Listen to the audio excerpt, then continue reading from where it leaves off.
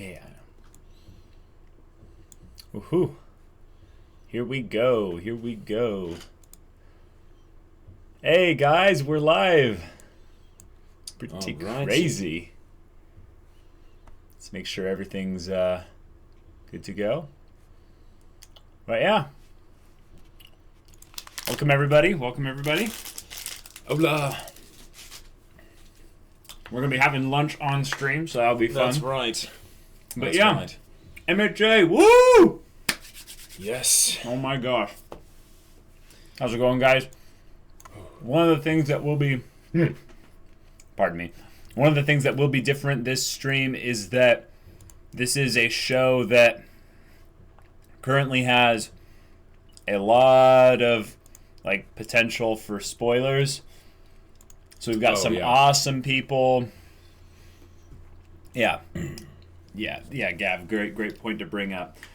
We've got basically some awesome people who are going to be in the chat monitoring comments, questions, and things like that, passing them on to us. Yes. And then every once in a while, we'll scroll up through the chat to a point where there's definitely no spoilers because the mods have already cleaned through it and stuff and gotten it all fixed up and safe and everything like that. Because MHA Season 3 is going to be so good. It will be. It's also very soon if you think about how little time we've had to...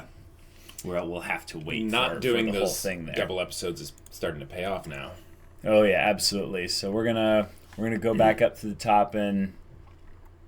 Oh my gosh, chat's going crazy right now. 214 people in right now. Wow. Yeah, oh my gosh, that's awesome. I put it in slow mode for 20 seconds, so people will still be able to keep up and stuff like that. But yeah, the main gist of it is if you have a specific question, make sure you're adding one of the mods, and they're going to start stacking questions for us up in a Discord subsection of our, basically our chat thing, which is through our Patreon and stuff. So basically, these are our awesome VIP Patreon supporters helping us out with moderating this whole thing. So shout out to them. They're legit. Oh my gosh, we're up to 232 people in chat. That's fantastic. So, My Hero Academia, Jacob. It's a shonen. We watched it. It is? We loved it. It was fantastic. Did it not harken back to your childhood, yeah. in all the right ways? Well, see, here's the thing. So, one of the things that I that makes me skeptical of just shonen and shonen in particular, but long-running shows in general, is the idea that it's that it'll peter out, and I'll be like, okay, it should have ended by now, right? Right. I would be absolutely happy if My Hero Academia went for 200 episodes with how it is right now. It's really weird how it's done that so far, right? Because we're in, so far, 38 episodes. Yeah. And... something like that, yeah. I'm basically thinking that... Oh, Darcy, hold on. We got some behind-the-scenes stuff going on. Yes, okay. Got awesome. Basically the questions coming in through the Discord as well. This is gonna be pretty cool. We'll get to the questions, and they'll be queued up and stuff like that. If we go through a round of questions and yours doesn't get asked, it's not that we don't like you or anything like that. There's just probably so many questions going in that we're feel free to ask it again. Just feel free to ask it again. Yeah. So, but I agree with you, Jacob. This is one of those shows that I feel like it hit just the right beats in the very beginning. Yeah, to really win us over. Almost perfectly to win us over. Because I am, unfortunately, a shonen skeptic. I have been burned, guys. I have watched some long shonen.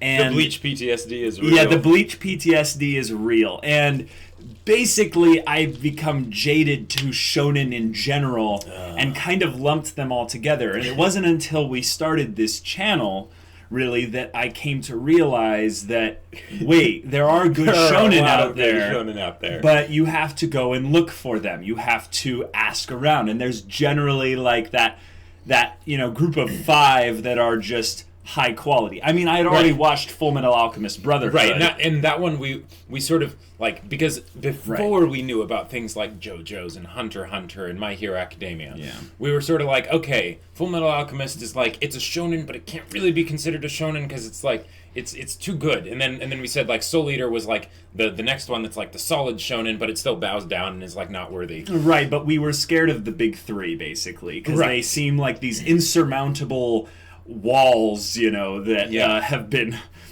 built by Japan to keep all the plebs out of the shonen genre, basically. And I consider myself to be an anime pleb when it comes to shonen. I just don't have the stamina for and a Naruto or DBZ or One Piece or anything like that. And we mistakenly believed that all shonen were basically just trying to be the next big 3. Right. And while some of them probably, like My Hero Academia, take specific story beats in a mechanical sense to up their chances of becoming one of the big 3. Sure. Because you could look at My Hero Academia and look at how the plot and characters are structured so that it's conditioning itself for that. Sure. But I can tell that based on the anime itself, the source material is that good. It's basically taking steps to not end up in the same pitfalls that a lot of other shonen would fall into. Yeah, it's crazy because and apparently this was the author's last entry into Shonen Jump because it's his 3rd one and the first 2 didn't succeed. So this was I heard about that. This was his last go, so it makes sense that everything would be refined to such a T.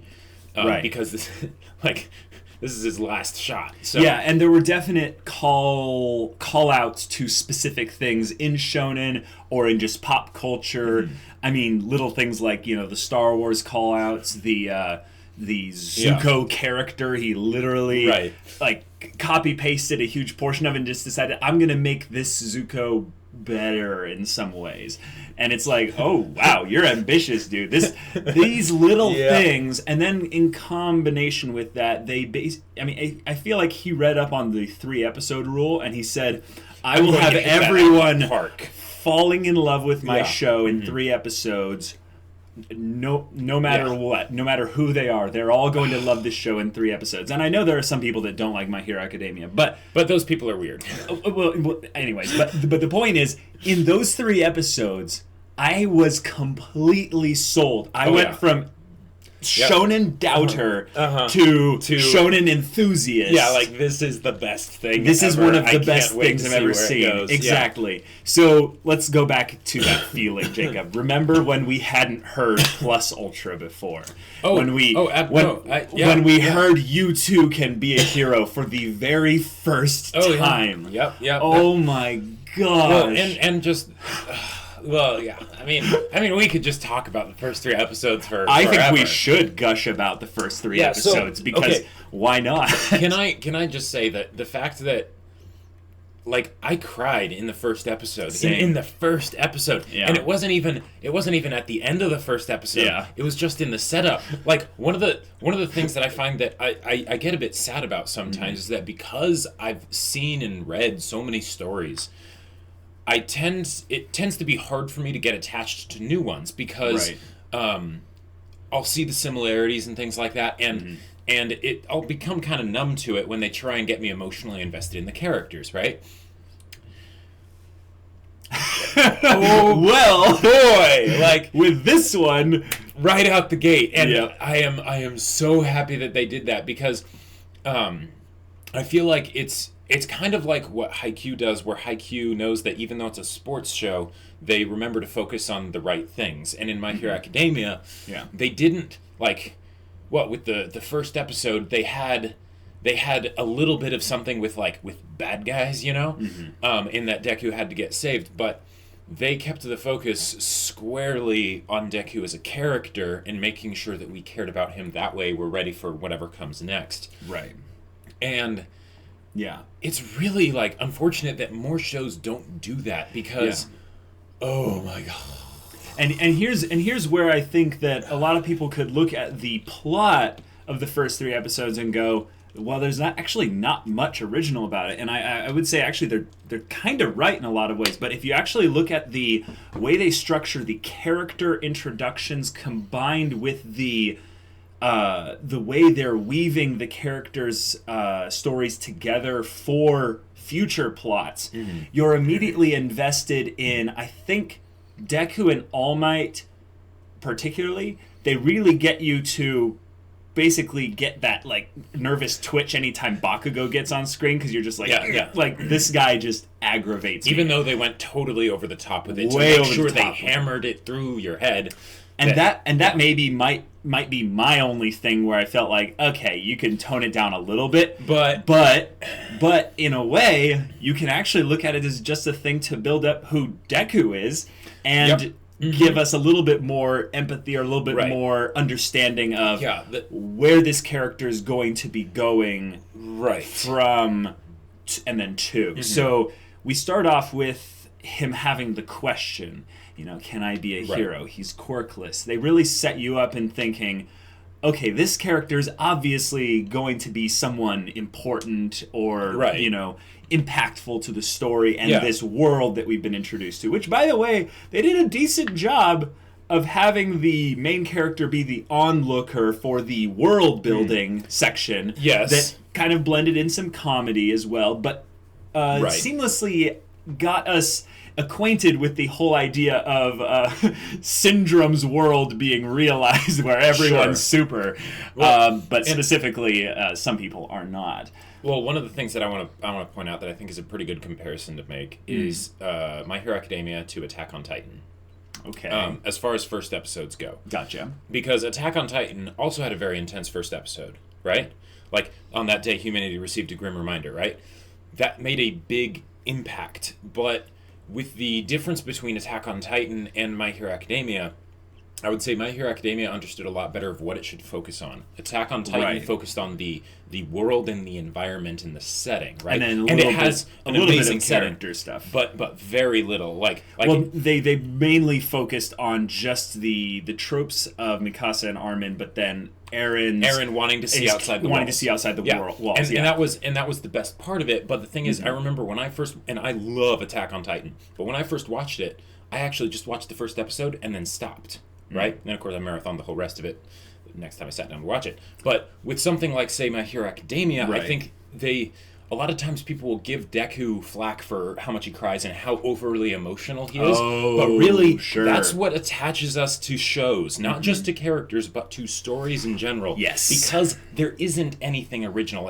Something like Attack on Titan does a really good job, and it actually comes up with something that's pretty original. Yeah. But the thing is that it's still kind of similar to what we've seen before. But if you can make the characters distinct, that's where you'll never have to worry about it not being original. Because, yes, you could do like something tropey and not really give enough effort to the characters, but you'll never be able to say that two characters that have a ton of effort put into them, like, say, Todoroki and Zuko, even though they're very similar, they are very different characters. Very different characters. And I would happily get into a story with either of them, even though that they're very similar, just because they are, when it comes down to it, different people. Right.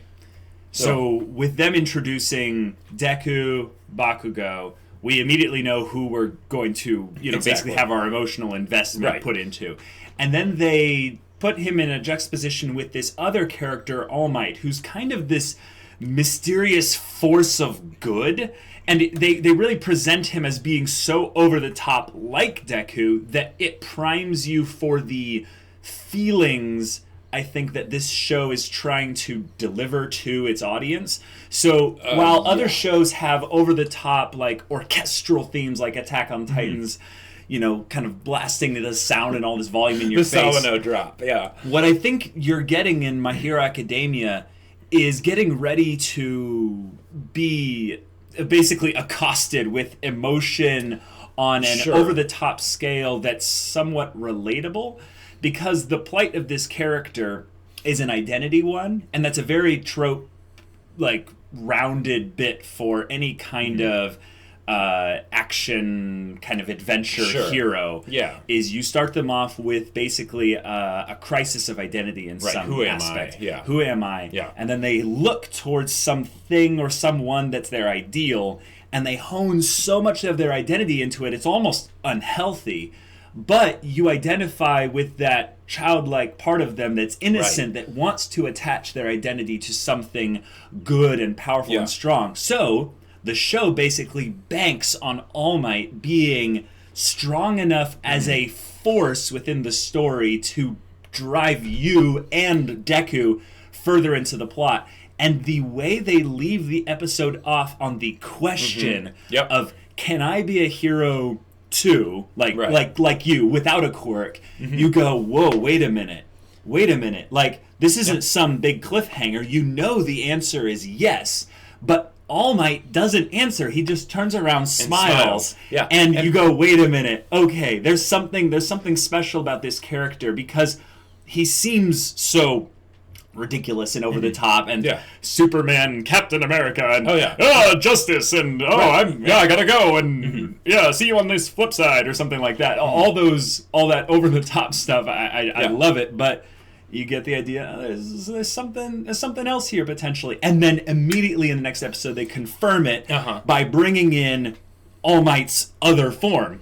I mean, and it's perfect. And it's so good. And here's something that I also want to point out. So the fact that because a lot of times in shows, in the second episode, they're still introducing the characters. They're still making it so that you know who these people are. But by making them so extreme and fall into such easy to categorize categories, they are able to make it so that you know exactly what All Might's going to say in the first episode. And then when he says something different, they're already giving one of the core characters that is not even the main character, but the person that the main character looks up to, the idol. They're already basically having that disillusionment and then having that growth for All Might in the very next episode, all because of Deku. And if you didn't care about Deku already, just because of being able to identify with the wanting to be like your hero and being told that you can't and all that stuff, then you absolutely love him at that point because he was his hero to his hero. And that's basically encapsulated perfectly if you watch the two episodes together, but they really intentionally separated the answer to that question into this episode, because if they had it in the first episode, you would have completely ruined the whole illusion of how over the top and this force for good All Might was. In fact, people might have called into question, wait a minute, is Deku's whole reason for being a lie? Is this going to be the type of show that makes it about how all the heroes you look up to are basically fakes or something like that? Which is funny because that's a theme they get into much later in the show. So it's kind of already being hinted at here. But by having the second episode, like you said, pulling All Might as the focus of going into actually his own little mini arc within the second episode of the first of the show itself, you basically bring everyone to the same page, I think, when he tells Deku, what your actions with the sludge monster and Bakugo meant to him. It was so far beyond. It was plus ultra. It was huge. And that moment, I think, was where I fell like 100% in love with the show. Because I was probably still a little bit like, all right, we've hit the story beats, we're doing the thing, all right. But the second episode, whoa. But I mean, we could talk about the second episode, but let's. Well, one of the things I think is also really important is that when this show came out, because there are so many Disney, Marvel, Superverse, there are so many. There are so many superhero movies coming out right now that it almost becomes a joke because, again, why are these people heroes again? Like the heroic aspect of them gets lost because there's too many of them, right? They're all heroes, and but we don't see them doing stuff that's really truly heroic. They just end up fighting some bad guys that come along or whatever, right? And that And the fact that they basically went back in the roots here, right at the very beginning, to what actually makes a hero. Why are we so innately interested in the idea of heroes? Yeah, You know? What does it take to be a hero is one of the biggest themes. Not what does it take, but what does it mean? What does it mean to be a hero for individuals? And in the broader sense, this show covers that in the very beginning, aptly so, because it's basically the main theme of the whole show, and have the main character realize, that he has what it takes to be a hero in basically his soul, in what makes him a person. Yeah, exactly. But also he will then receive the boon from the old master kind of thing to become the actual hero with his capabilities and such. But I think we should answer some questions really quick before we go on. So I'm going to check the Discord here. We've got quite a few, it looks like. All right, so first question we got is from Sammy Dre. Caleb having that Steve Rogers haircut. Yeah. Hey, and we're talking about exactly. Eric Walton, what do y'all think about Deku's character progression? Oh, it's fantastic. I really, really love the main character in a shonen. That's such a rare thing, I think. Yeah, well, just main characters and stories in general. They generally don't show nearly enough emotion. Or enough character progression. So the fact they have both in this is amazing. It's amazing. Photonium123, what are the SOS Bros' favorite characters? My Hero Academia. It's really tough because I really love the main characters like All Might and Deku. But I think one of my favorite characters that I just always smile and feel good whenever he's on screen is Ida. Because I feel like Ida is somewhat me, a younger version of me that's a little bit more confident and a little bit more dorky, or maybe just acceptable of being over the top. Just a bit. Yeah. I think Ida is too mature sometimes for his age. He seems to have figured out a couple things. He isn't mature in some certain areas, but I really enjoy basically anytime Ida's on screen, and I like that they've given him his own arcs, multiple arcs, little mini story progressions. But what about you? What's your favorite characters? My favorite character, it's really okay. So this is the thing. It's really tough because, when I think of favorite characters, none come to mind because I like so many of them. Right. The fact that, there are some that I want to see, someone commented, is it the Invisible Girl? No, I very much want to see more of the Invisible Girl specifically because I think that would be absolutely amazing. Yeah. But as far as favorite characters, it's no, I love Deku, I love All Might, I love Bakugo, I love Aizawa, I love Todoroki, I love Uraraka, Ida, there's too many, and that is so a good thing. Awesome. It is fun. That's the case because usually I'll end up and I think it's for both of us we'd agree that a lot of times we might stick around on a story because of that one character, the two characters, or the three characters. And we don't need to do that in this show. Which is there's nice. Just so many. All right, Yoshi Kid Vlogs asked if you guys wanted to see one character get more screen time, which would it be? Momo. That was the fastest Momo. Why? Invisible Girl or Shinso? She can't get more screen time. She's invisible, Jake. Jessica G. Back in Season 1, the possibility of there being a rat or traitor was briefly considered but not discussed again. Do you think there could be one?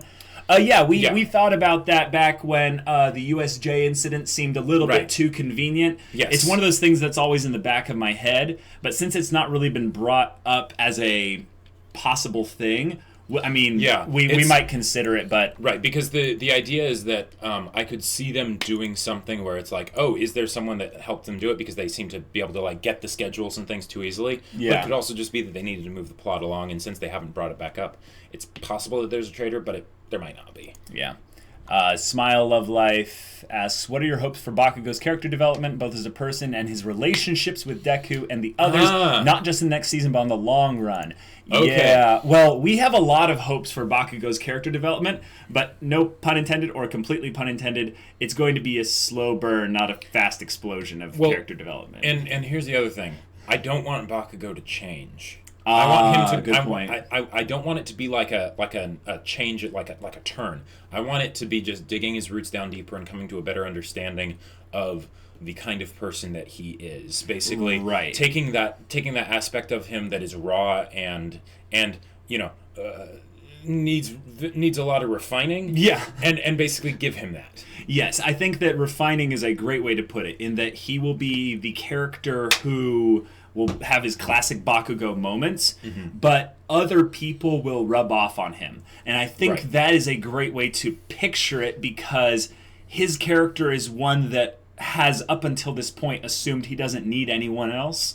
And there is the whole power of friendship thing in shonens and things like that. But I think with character development, you can have it work a lot with a kind of a side main character. Like, he is kind of a main character, but he's also kind of a side main character. Like, he's not All Might, you know? Right. So having him have a little bit of maybe Deku, a little bit of All Might, a little bit of Todoroki, a little bit of Ida, a little bit of Uraraka, a little bit of Aizawa, like those kind of other side main characters as well kind of bleed into a little bit of who Bakugo is. It'll refine him a little bit to where he's not nearly as quick to jump to his, instincts on things, but he'll maybe do not necessarily the straight up Uraraka thing, like, what would Deku do in this situation? Yeah. WWDD. But I also yeah. want to see Bakugo rub off on the others. And Yes, we have seen that that too. so far. We have seen that. Like in have. Deku and Bakugo versus All Might, that was fantastic. Because the thing is, Bakugo, he has a lot of character issues, but he also has a lot of strengths. Right. And they're things that people could learn from a lot. So we have Snowy Tails asks, Caleb's favorite character still Ida? Yep. And who's Jacob's? We already did that. Yep. Sammy Dre asks, how do you feel about quirks as a system as far as balance and uniqueness goes? It's not Nen, but it's good.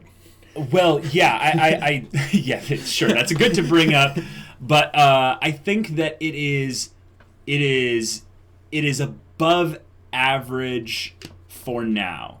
I think that when they introduced Stain's quirk, I had a mind explosion because it was so almost like needlessly detailed that I just fell in love with that quirk. I want to see more complicated, detailed, specific quirks that have a little bit more choice involved with how they're used. Right. And that would be a great way that they could advance it and still keep the system relatively similar.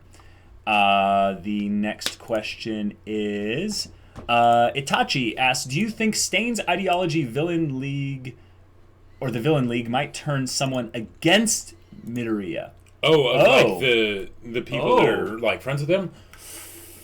No. I want to say no, but the thing is that there could be new characters that get introduced and they get turned, but of the current characters, you've got Class 1A and Class B, but Class B, but not really. They're like tertiary, at right? best. And I feel like of the main cast, I'm kind of like excluding half of Class 1A in this main cast thing. None of them are gonna get turned. But right, I would say the half of Class 1A that aren't developed very well. I would say we are pretty safe that they won't turn against Deku simply because they're underdeveloped. I think that we could actually say one of them could, because they're so underdeveloped and that they could be might not big... even be considered, characters, basically. Right. Now. And the because if you do something like that, it would be this crazy twist and like, no, betrayal, how could you do this? Or if it's someone else, then it's simply a way to focus on them as a character. So like if, say, Toru, the Invisible Girl, was the traitor, then that would be the way that they would give her screen time and focus on her character. They'd say, oh, she's a traitor. Right. But we're going to go through some more questions and then we'll go back into discussion. Chiwi Kiwi asks, any minor characters you guys would like to see have some development this season? Well, Toru and Momo. Yeah, Momo. Yeah. That Kaido Dan. Hey, Dan, how's it going? If you could have a hero mentor, who would it be? All Might. Iroh. Well, yes, Iroh. I mean, if we're talking about from MHA, then All Might. Yeah, then All Might. Yeah, absolutely. Jessica G asks, what quirks do you hope to see? Really excited for the stream as well. It's my birthday. Hey, happy birthday, Jess. That's awesome. The quirks that we hope to see. You wanted to see some kind of analytical type quirk. I thought they were talking about what characters' quirks do we want to see. Oh, what? No, it's just what Okay, quirks what do you quirks hope to see? do I want to see? I mean, I want to see Toga's quirk because she seems to be like some kind of vampire, right, and I would love absolutely. to have there be a twist to where she's actually like old.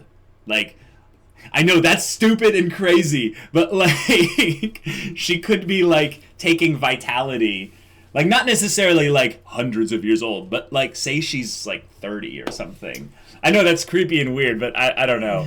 I want to see a type of quirk that has a probability manipulation side to it. I also want to see more mental based quirks, kind of like the analytical. Yeah, I want to see more mental based quirks. I also want to see. I mean, a reality marble would be a bit. That'd be. Hey, maybe all for one. And that's actually a thing. I want to see all for one use some of his quirks. Yeah, using a lot of them in tandem with each other, and ooh, yeah, like having like some kind of perfectly like set up just like combination, like because if he can use multiple quirks at once, he's already on like god level in some ways. Because he's probably crafted like enough quirks that he doesn't have like weak quirks. He has strong quirks. If anything, the quirks I want to see people teaming up, not necessarily new quirks themselves. Yeah, new combinations. Eric Walton asks, would y'all like to see the show exploring places other than Japan when it comes to quirks in Hero Society? Yes. That could be fun. Yeah, that could be pretty fun. Cameron Johnson, if you two had quirks, what would you want them to be? Maybe save this for later. Yeah, Marble. We'll save this for later because I think we answered this in a couple Q&As and things like that. We can just remember what they are and bring them up. Eins Martins, for the manga anime to go into their adult lives, you guys think it's possible for romance to kick in between some characters? Opinions, which characters will form relationships? I don't know. I hope it happens, but they need to handle it. They need to handle it very carefully, and also going to have time skips into the adult lives feels very like end of the show Harry Potter kind of stuff. Well, no, I could see it working if basically they had something where everything went wrong and the bad guys won, right? And the heroes basically had to go into hiding or something. So like All Might dies, One for All takes over, right? Something like that. You mean All for One? Yeah. All for One, yeah. I could see that happening like way later, but yeah, not anytime soon. Not in season 3, that's for sure. Yeah. Eric Walton again asks, what do you guys think of the fan service? Is it tasteful, just right? Does it belong at all? I'm never really a huge fan of fan service, but I'm not going to denounce a show entirely just because it has fan service. Right, like the way, okay, so like compared to say Code Geass, this fan service does not detract from the show very much. Thank you. Because that's a very good point.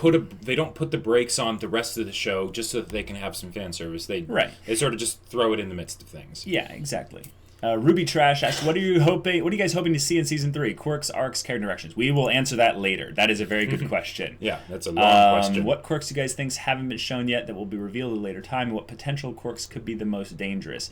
I think that's going to fall into like our season 3 discussion as well. Also, I'm going to put a mark here so that I know which questions to come back to later. So we're going to go back and just to discussing the show for now. Okay, so we're at like episode 3, and they've gone through basically everything, and he tells him you two could be a hero, but he hasn't told him yet that you're going to receive my quirk. Well, now, I think that's another really interesting point, that if they wanted to do the most kind of clickbaity, kind of cliffhanger at the end of the episode thing, like I've seen a lot of other shows do, they could have put that at the end of the episode. I think they did, actually, for episode 2. I don't... And then he's like, huh? Oh, wait, they did? Yeah. And then episode 3 was them training. I don't remember if they did. Actually, can someone in our mods quickly answer that question real quick for us of whether or not that cliffhanger was in the second episode, real quick, because when I remember watching it, I remember being a little bit like,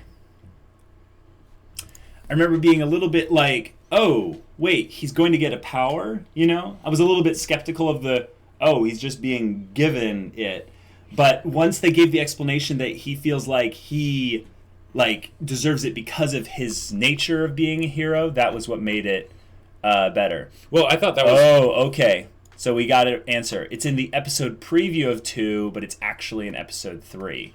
Okay. Gotcha.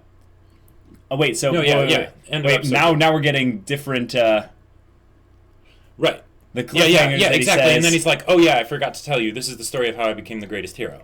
Right, but we don't know that he's actually going to be receiving All Might's quirk. Well, no, because he says, like, it's time for you to... Like, I've chosen you to inherit my quirk. And he's like, huh? Okay, well, this is a debate, but the point is, my point is, I don't remember it being at the end of the end of second episode. This is really funny, but the minute the third episode starts, I get this. I love that our mods are now like debating whether or not it was actually at the beginning of episode 3 or the end of episode 2. That's why we should have like rewatched it before doing this. But we love it so much. We got a pretty decent memory about most of the other things. The giving the powers to Deku was one of the things that I think we might have theorized, like maybe like in our heads at all. Like, did you think about that? Like maybe the idea that there was going to be some kind of Excalibur handing down the... No. Again, that's why I think that it was at the end of episode 2, because I think I remember us talking about that and being like, whoa, what? And then there was the whole... We were like, okay, so then there's the post-episode, preview thing that showed the training, and we're like, oh, okay, yeah, we can kind of see where this is going now. Because before, it's the idea... Because the big issue in episode 2 is, it's like, yes, you have what it takes to be a hero as far as what's on the inside, but you still do not have the capabilities to be a hero. You will get yourself killed, right? Which was the horrible, ugly truth of what All Might said originally. Because, yeah, he'd just get in the way and get himself hurt, right? Right. Which is... And then it's like, oh, yeah, he's going to get All Might's quirk. It's like, okay... Like that gave us a like big picture idea view for how this is going to go, because we had seen even in the first 2 episodes how strong All Might could be, to where we knew, okay, that's how Deku's going to be able to back up his claim of becoming the world's greatest hero. Is at some point he's going to master this quirk. Okay, the extremely overpowered, over the top, like Superman times 10 quirk. Exactly. Okay, awesome. Sounds great. We had no concept really of the whole, one for all, like, lineage thing of all of these people. We just knew that he's really strong and basically just undisputedly the champion of the world. Right, and up until this point, we had no villains to measure him up against that were of any real caliber. Right. So it was just All Might shows up and it's over. It's over. Yeah. Yep. And it feels kind of good to have that wall. That's what is that called in storytelling, where you have the power ceiling. Thank you. The power ceiling established by the good guy, instead of having that be the edgy antagonist that is going to be gone in 20 episodes anyway. Well, hey, not to say that it can't be done well with the antagonist. Yeah, that's true. It's great because it basically sets up that this person's gonna die. Or, like, this person is going to be removed. This person has to be removed from the story at some point in order to make way for the main character and their arc. Well, not just that, but just in order to make way for conflict. Because the problem is that when you have the good guy being the power ceiling, you can either raise the power ceiling by introducing someone even stronger, but that devalues the original power ceiling. Yeah. So, you want to avoid that. And if that's the case, then that power ceiling, that fortress needs to crumble. Yeah. Needs to be breached. Yeah. And we have seen that he can be breached with his wound. They introduced that at the very beginning, so you're like, oh crap, you already see, like, there's a limit. Timer. Like, yeah. And eventually All Might will fade and Deku will rise. Right, Right, so we go to Dagobah. Literally, we go to the Dagobah beach, and we have a Dagobah training arc, kind of mini compilation type... kind of thing. American Dream Plan. But like, all right, I love that. I love the whole third episode so much. Yeah, like, me too. In a lot of ways, I almost like it more than the second episode. Like, no. I know.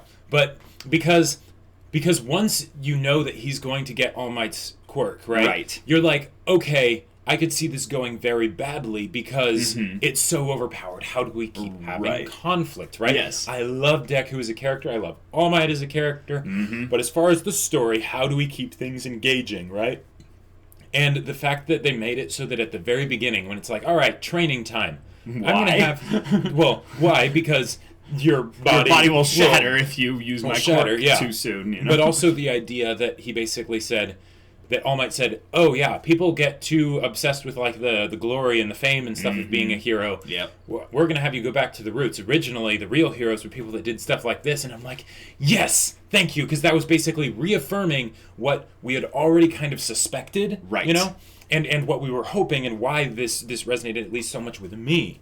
So the fact that they immediately went back to that and basically hit the note a second time. Yep. I was just like, okay, this is awesome. And the fact that the training was actual, like, even though it was ridiculous of, like, him carrying All Might on his back, even though All Might's, like, 280 kilograms or whatever it was. But the idea that the training was actually, like, practical. It's not just, like, swing your sword harder 10,000 times every day. It was like, no, okay, here's what you're eating. We're going to be doing these workouts. The fact that they made it so that Deku actually overexerted himself and that was a problem, I'm like, okay, awesome. Thank you. Yes. You could not actually have a training sequence where someone is fighting nonstop for 7 days, right? 24/7 and have that actually work. Like, it doesn't. So I was really glad that they did that, and then, of course, wrapping it up with the whole thing of, like, Deku being like, I'm so blessed, and he's like, oh, no. But see, there's a fundamental difference between something that you were given for no reason and something that you worked to get. Right. And that is something that I feel like a lot of other shows that do training montages could learn from this episode. Yes. Absolutely. When you do a training montage, it has to feel earned. Because a lot of people I'd say nowadays in Shonen, we've seen the full gamut of the training montages to where we can identify which type of training montage it's going to be almost instantly. Right. And then when you bring that one up, you're like, oh, here we go. Let's go get some snacks, I guess, and wait for them to come out of... the hyperbolic time chamber or something like that. And it completely ruins immersion. It completely ruins it. But this felt like, no, this kid's gonna go eat a lot of calories and go to the gym and get the buff. 10 months of hell began. And that's something that is realistic. You have to do that. It bridges the gap between this fictional world where there are quirks and superpowers, and the real world where if you want to go, realism. It adds a dash of realism.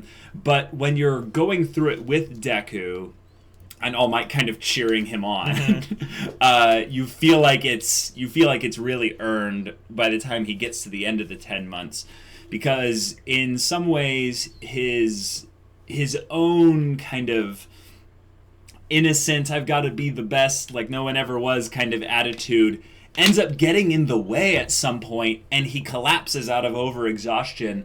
And All Might realizes that, he's basically thinking, I have to sacrifice everything. I have to do all this. And All Might's like, no, I've given you the perfect plan. This is going to work. You need to start treating your body seriously. Do exactly what I told you and no more. Right. And that's one of the things that he kind of gets slapped on the wrist for. Whereas in other shows, they're like, oh, he even did more than what I expected. But in this, the place where they have him do more than expected is the community service part. Which shows actually his integrity rather than his raw innate potential. Exactly. Which is so good. Because it's a very small, subtle thing, but it reinforces Deku's character rather than Deku's ability. And I want to say, if you have a shonen character that's only being defined by their ability, oh boy. Not that you can't have them have awesome abilities, but if that's the primary focus... something's missing. Right. And I think it's the point of Deku's character, his passion, his desire to be the best hero, to be like All Might, that really sells his character to those of us like me who are kind of burnt out by shonen. It's a very well handled and very well executed part of that trope. Here's another thing, and this was something that was more of why episode 3 was really special for me personally. But the fact that basically this episode is all about how, all right, Deku had a chance encounter with his hero. Yeah. Awesome. He was able to be his hero to his hero. Right. Awesome. And now because of that, he gets the chance to basically have his hero really train him. Not just be like, okay, follow me around and you'll learn stuff by osmosis or whatever. But his hero's like, okay, let's do this. I am going to, like, the idea that his hero is devoting so much time to basically making sure that he has that chance to be like his hero. Like, that's something that, I mean, I don't know, maybe it's just me, but that was something that I always wanted, like, growing up. Right. So watching this, like, episode 3 was just like, oh my gosh, this is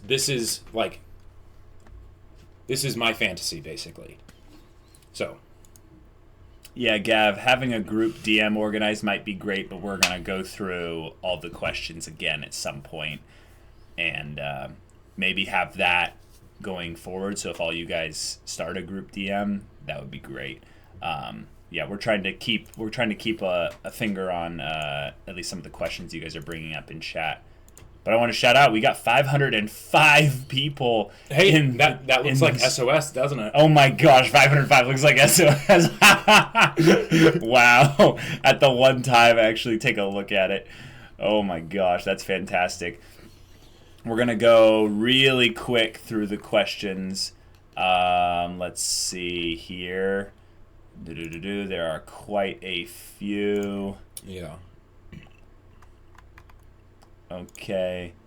Jessica G, what about the series do you have any criticisms about? What would you change? Huh. I think that the main criticisms are found in the second half of season 2. And they're not really big ones. Yeah. They're more of like how they choose to focus on the minor characters. And it's not that their focus is bad, it's that it could have been done a little bit better. But that's really it. I think the main criticisms are that we need more. Like, because there's going to be more opportunities for them to basically continue the stories of continue the stories that we want them to continue more of. Yeah, one of the things that I really like about My Hero Academia is that episode by episode, with the exception of probably the Froppy filler, every episode I enjoy it. Like, I'm like, okay, yes, it might not be focusing on my favorite things, you know, right? But I absolutely love what they're doing. So, as far as what to change, yeah, it's like I wouldn't really, except for maybe the Froppy episode. Just make it tie in a bit better or something. For sure. Not as obviously filler. That Kaido Dan asks, what's your favorite opening? Oh, the debate. Oh, man. I really want to say the second one, but I really like the third one. I gotta say the first one. The first one is really good. It's not just the music. It's how they use the visuals in the first one to tie in with the themes of the story. I absolutely love that opening shot where All Might's standing there, just paragon of awesome, and Deku's like reaching out to him. Yeah, like, that was hesitantly. good. Like, if you didn't actually know much about Deku's character, you would know just about everything you have to know right there. Yeah, I think the reason why it holds me back for the first one is the amount of spoilers actually in the first one. When you don't really realize it at first, you don't. But then you go back and you're like, wow, they were showing USJ, showing All Might v Nomu, and all kinds of stuff. Yeah, and I feel like the first one has a little bit of a narrow focus, and it becomes a little bit like it. I think it's just because they haven't introduced all the characters yet, but in the second one, they have that moment where they're going over all the characters, kind of, at least a lot of the main characters, preparing for the tournament. And then when they hit the music beats, I feel like it's a little bit more impactful. So maybe I'm thinking more in music and you're thinking more in story. So that's good. Dutch Nintendo 94 asks, how do you guys think that the Invisible Girl finished the graduation exam? I think there was something they were saying. Wait, you're talking about with the robots, right? In the very beginning, not the graduation exam. Like, how did she get into UA? Yeah. I'm thinking. Yeah, I think I think they said something about how the robots had like an off switch that was hard to get to. What? I think I remember someone saying that like in one of like the bonus like informational things. So she's like sneaking around and just turning off robots. Yeah. And then someone else comes by, is like, it's a dud robot, and they smash it, and they're like not getting points. That would be funny if that's what it is. Because otherwise, it's like, how did she do it? Yeah, the model's like, I'm going to assume they mean the entrance exam, yeah. Twister Kirby, what was the most shocking moment of MHA for you two so far? It doesn't have to be one specific moment, but even a decision made by the author. Well, shocking, it's kind of tough to go with shocking, because there are a lot of shocking moments, but Okay. So everything with Todoroki Todoroki was pretty awesome, but it wasn't necessarily as shocking. Right.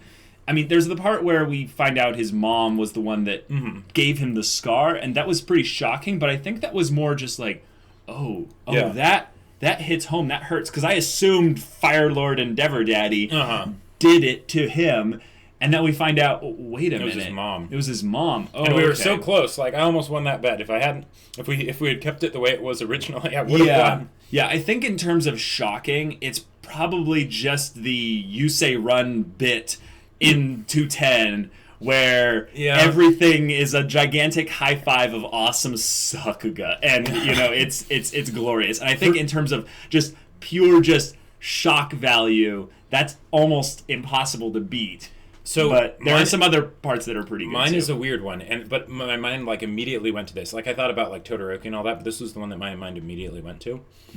Is in USJ when Shigaraki reaches out and touches Sue's face. Yes, and my heart just about stopped. I was like, no. And then you see that Aizawa is like using his quirk, and I'm like, yes! Yes, I think that's where we all fell in love with Aizawa forever. Yeah. Because he had already had his face basically smashed. Right. And his limbs all broken and everything. And he was still fighting to protect the kids. Yeah. That was an awesome moment for me. But the shock, I think, was built up a bit too much to where it didn't peak at that point. Maybe like when Deku goes to jump at him and then Shigaraki just reaches through the portal for his face. No, I was never really as scared for Deku. Yeah, because here's the thing. Because Deku's the main character, so he has plot armor. Like, he can't really die, right? Right. But Sue... because if they...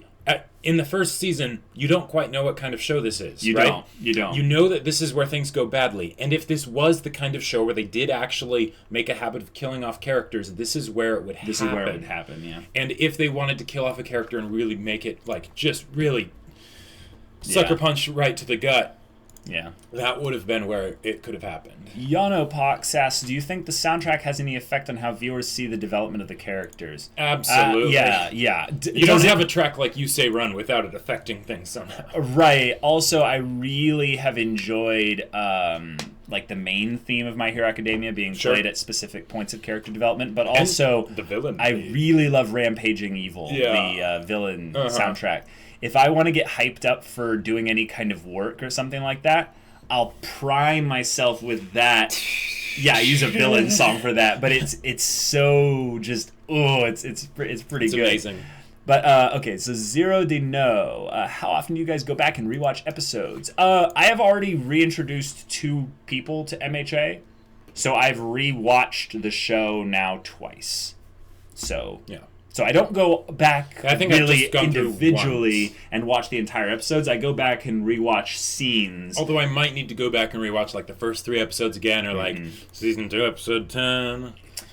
Demands asks, what was your favorite moment in the show until now, no matter if it was epic or simply funny?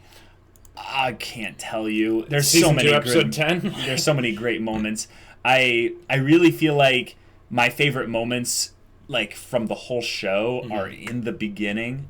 Like really the you two can be a hero. And because they keep calling back to the really powerful moments from season 1 like that, and it's just so good. I remember what my favorite one is. It's when Deku, as a little kid, is watching the video again when he's been told he can't have a quirk, and his mom's crying, and he turns around, and he's just tears everywhere. That feels right there. Oh.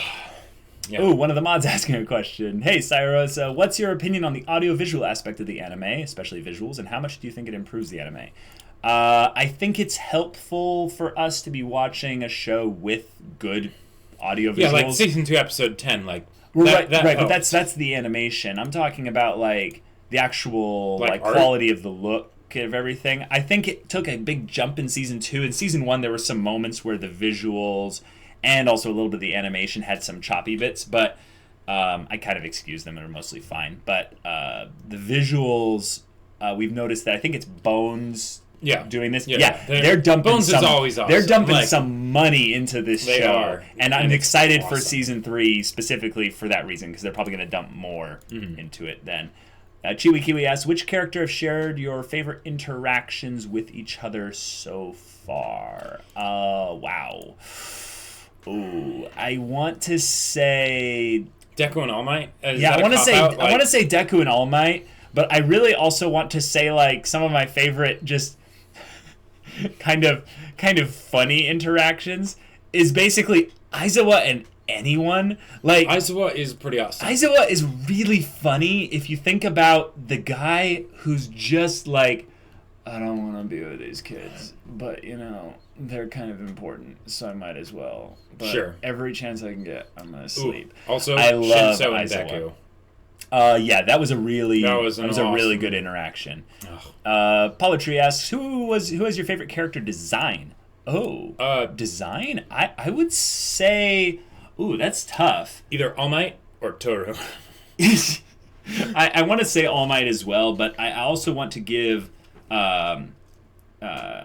special shout out to Shigaraki. I want to give special shout out to Todoroki, because they made a design for a character that instantly screams main character, but they made him the side main character. Like he's been upgraded to main character status. Right, but even in season 1, like even before he froze the entire building. Well, because he has the Zuko scar, most people that have watched a lot of anime, or just a lot of animated stuff, they've at least seen that scar on another show. They're like, there's that one scarred guy whose dad burned him, and they go, wait, why is it the same? And it asks all these questions. Also, in season 1, his design was a bit different. It was a bit different. Half of his body was covered in ice. Right. That's pretty cool. It was a little bit kind of overly edgy, So I liked the transition to him not having that on there. Absolutely. But it definitely caught the attention. Right. It was one of those character designs to where they're like, pay attention to this guy. Right. And also his power made that easy as well. Back to the other one? We probably should. Let me go back to there real quick. Questions that we might have. We've answered all of those. Someone letting us know that the Attack on Titan OVA is out, by the way. Oh, cool. Yeah. We've kind of kept postponing Attack on Titan OVA reactions, but we'll get to it eventually. Maybe it's like a preface for season 3 or something. Someone wanted to ask us if is it Vijay B, I think? Wanted to ask us if Bakugo being over the top and angry literally 24/7 ruins their immersion, because it does for me. It did at the beginning. I could say that it did that at the beginning, but almost immediately after Deku gets into UA, basically, they addressed the Bakugo situation. I would say in the 2v2s.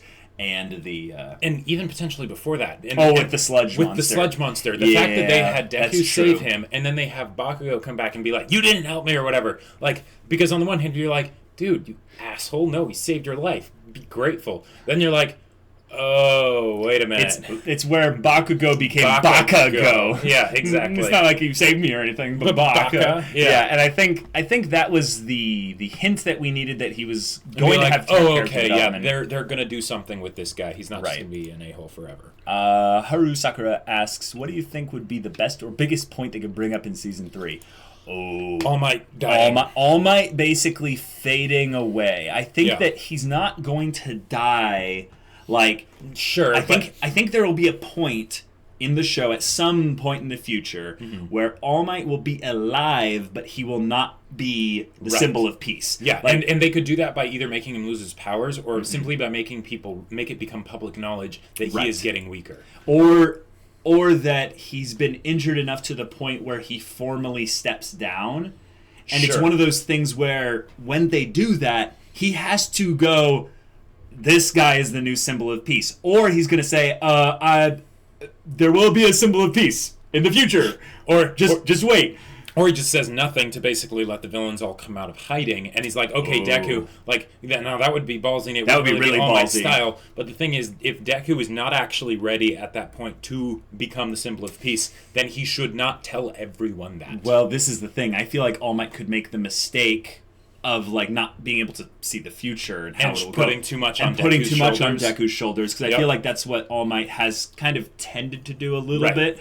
So have him put the pressure on Deku, and then we get to see all of our characters that we've been introduced to reacting to Deku being the new All Might. That would, oh my gosh, I can imagine. Bakugo alone will be interesting. Oh man.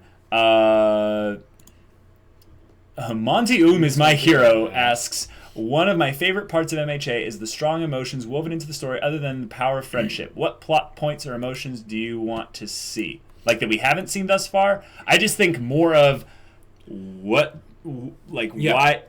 just what does it mean to be a hero? Yeah, more of the stuff that we saw in the first 3 episodes. Yeah, more of that.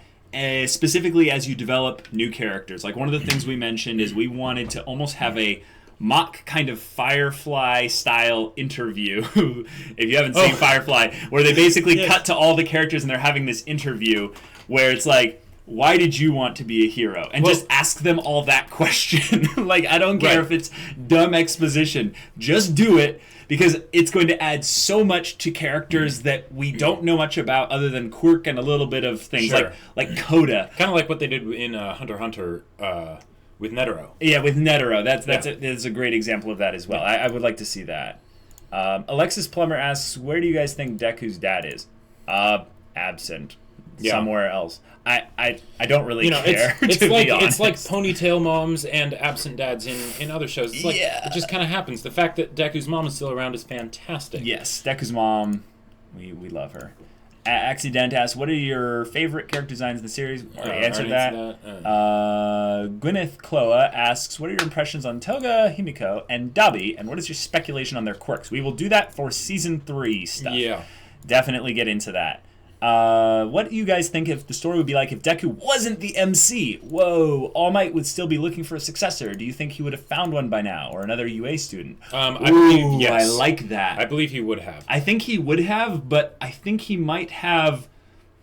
I think he might have stayed looking for a while, because I mean I look at the current crop of UA students, and I don't immediately have that person that goes, okay, that's someone that should get one for all. Like, of all the main characters they have right now, all of them are flawed in just the right amount of ways, even though Deku has his flaws too, but his flaws work with him getting all for one for all. Sure. But I don't have that immediate pick. Wait, do you have an immediate pick? Well, okay, so there's the obvious thing of like, well, what about Ida? But then it's like, no, probably not.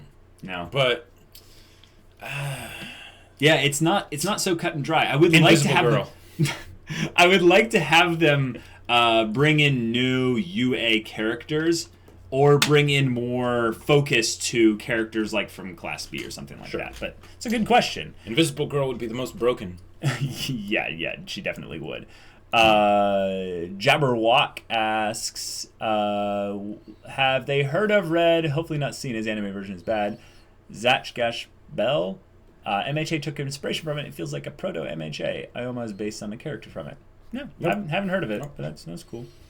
We already answered what our favorite opening is. What do you think about Kirishima? Kirishima is earnest, simple.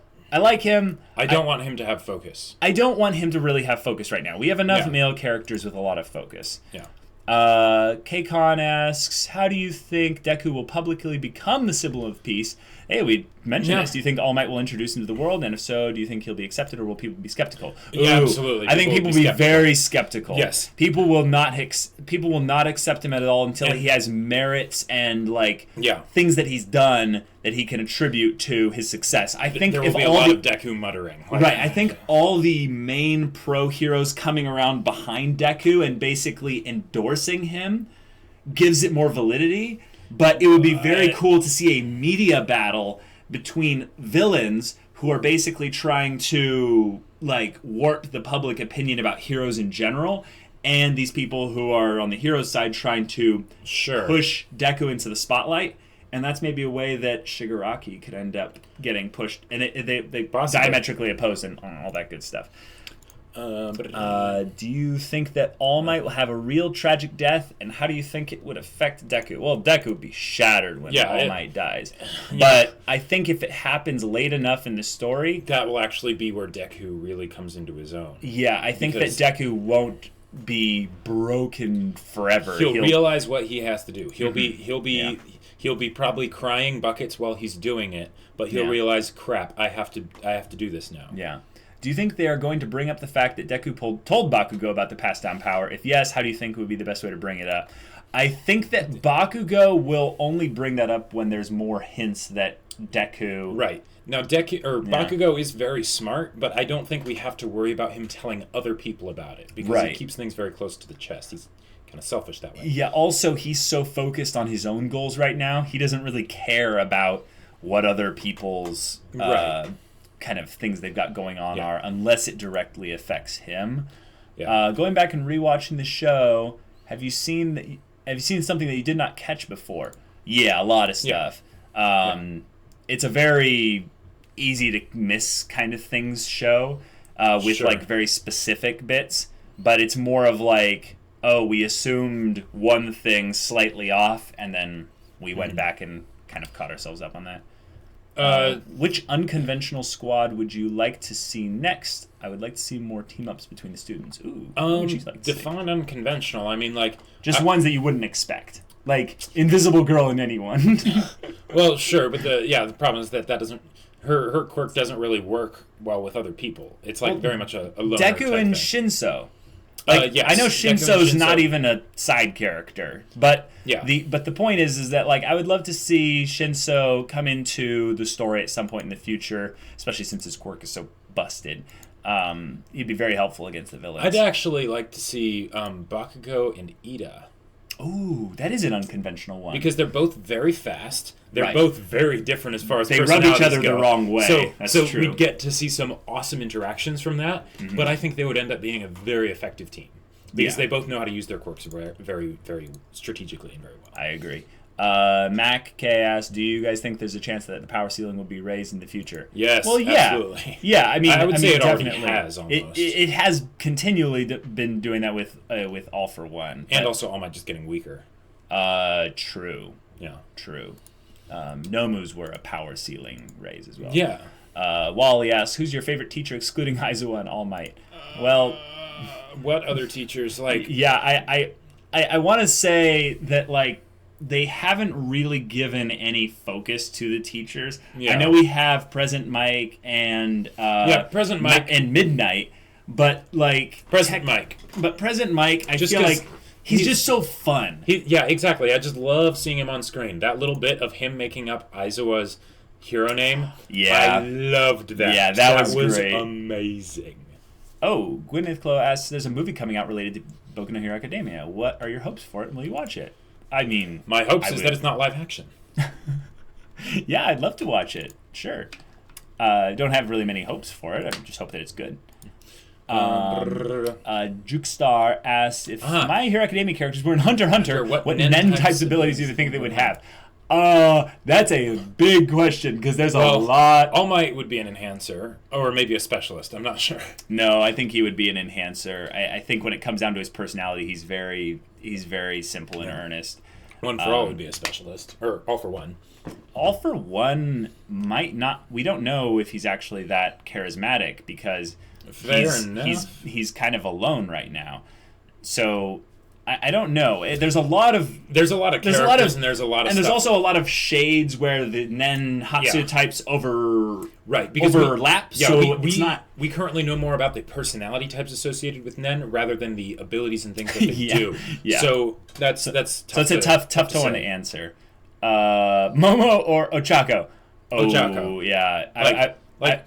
I want to see more development from Momo, but Ochako definitely because we had an opportunity to get really in depth with Momo's character, and I feel like we just stopped a bit short of perfect. We don't know still there's some things inferred about her character that are really good, but we didn't really get into her own thought process until the actual fight, but then it was solely focused on the fight. Right, we don't really know who she is. Yeah. But I think if they're going just based on just choosing one or the other, Momo has some merit. Yeah, but it's Ochako, yeah. Okay, so let's go back into this one. Yes. Okay. Okay. Which of the two seasons has the best soundtracks? Oh, that is tough. That's really tough. There's a lot of overlap. That's choosing between children. Yeah, I gotta say... It's like Yusei Run versus Rampaging Evil. Well, no, there's some other ones in there as well. There's the All Might theme. There's the Plus Ultra theme. It's a tie. I can't tell you. Yeah. Do you think Deku at 100% will gain a muscle form for comedic purposes? I would love to have him go and Hulk into it and be like, nah, this is dumb. And then shrink back into it. Yeah. Because at that point... I think All Might will be long gone. Right. And it'll be kind of one of those things of no, I'm my own person. I don't need to be like All Might, Yeah. But for comedic purposes, maybe, yeah. Mm-hmm. Jonathan Keller asks, not sure if this has been answered before, but have you watched the MHA dub? I could have sworn I've seen you comment on one of the Blind Waves channel. Yes, I love the Blind Wave channel, so I love to watch their reactions to shows I've already seen, like Avatar, and now they're doing My Hero Academia. It's pretty awesome. And My Hero Academia dub is pretty My Hero Academia dub is pretty fun. I love hearing Christopher Sabat as All Might. It's very fun. I also like hearing... Aaron's voice actor as Todoroki. Oh, yeah. I'm trying to remember. I can't remember his name. Yeah, it's like Yuki something. Or something like that. Something like that. But I love the dub. It's great. Okay. Super Tailbird, what do you think the story would be like if Deku... answered this one already. Oh, gotcha. I've heard somewhere that... Carp asks, I've heard somewhere that MHA uses a lot of generic tropes, but handles them really well. Do you agree with that? Absolutely. 100%. Yep.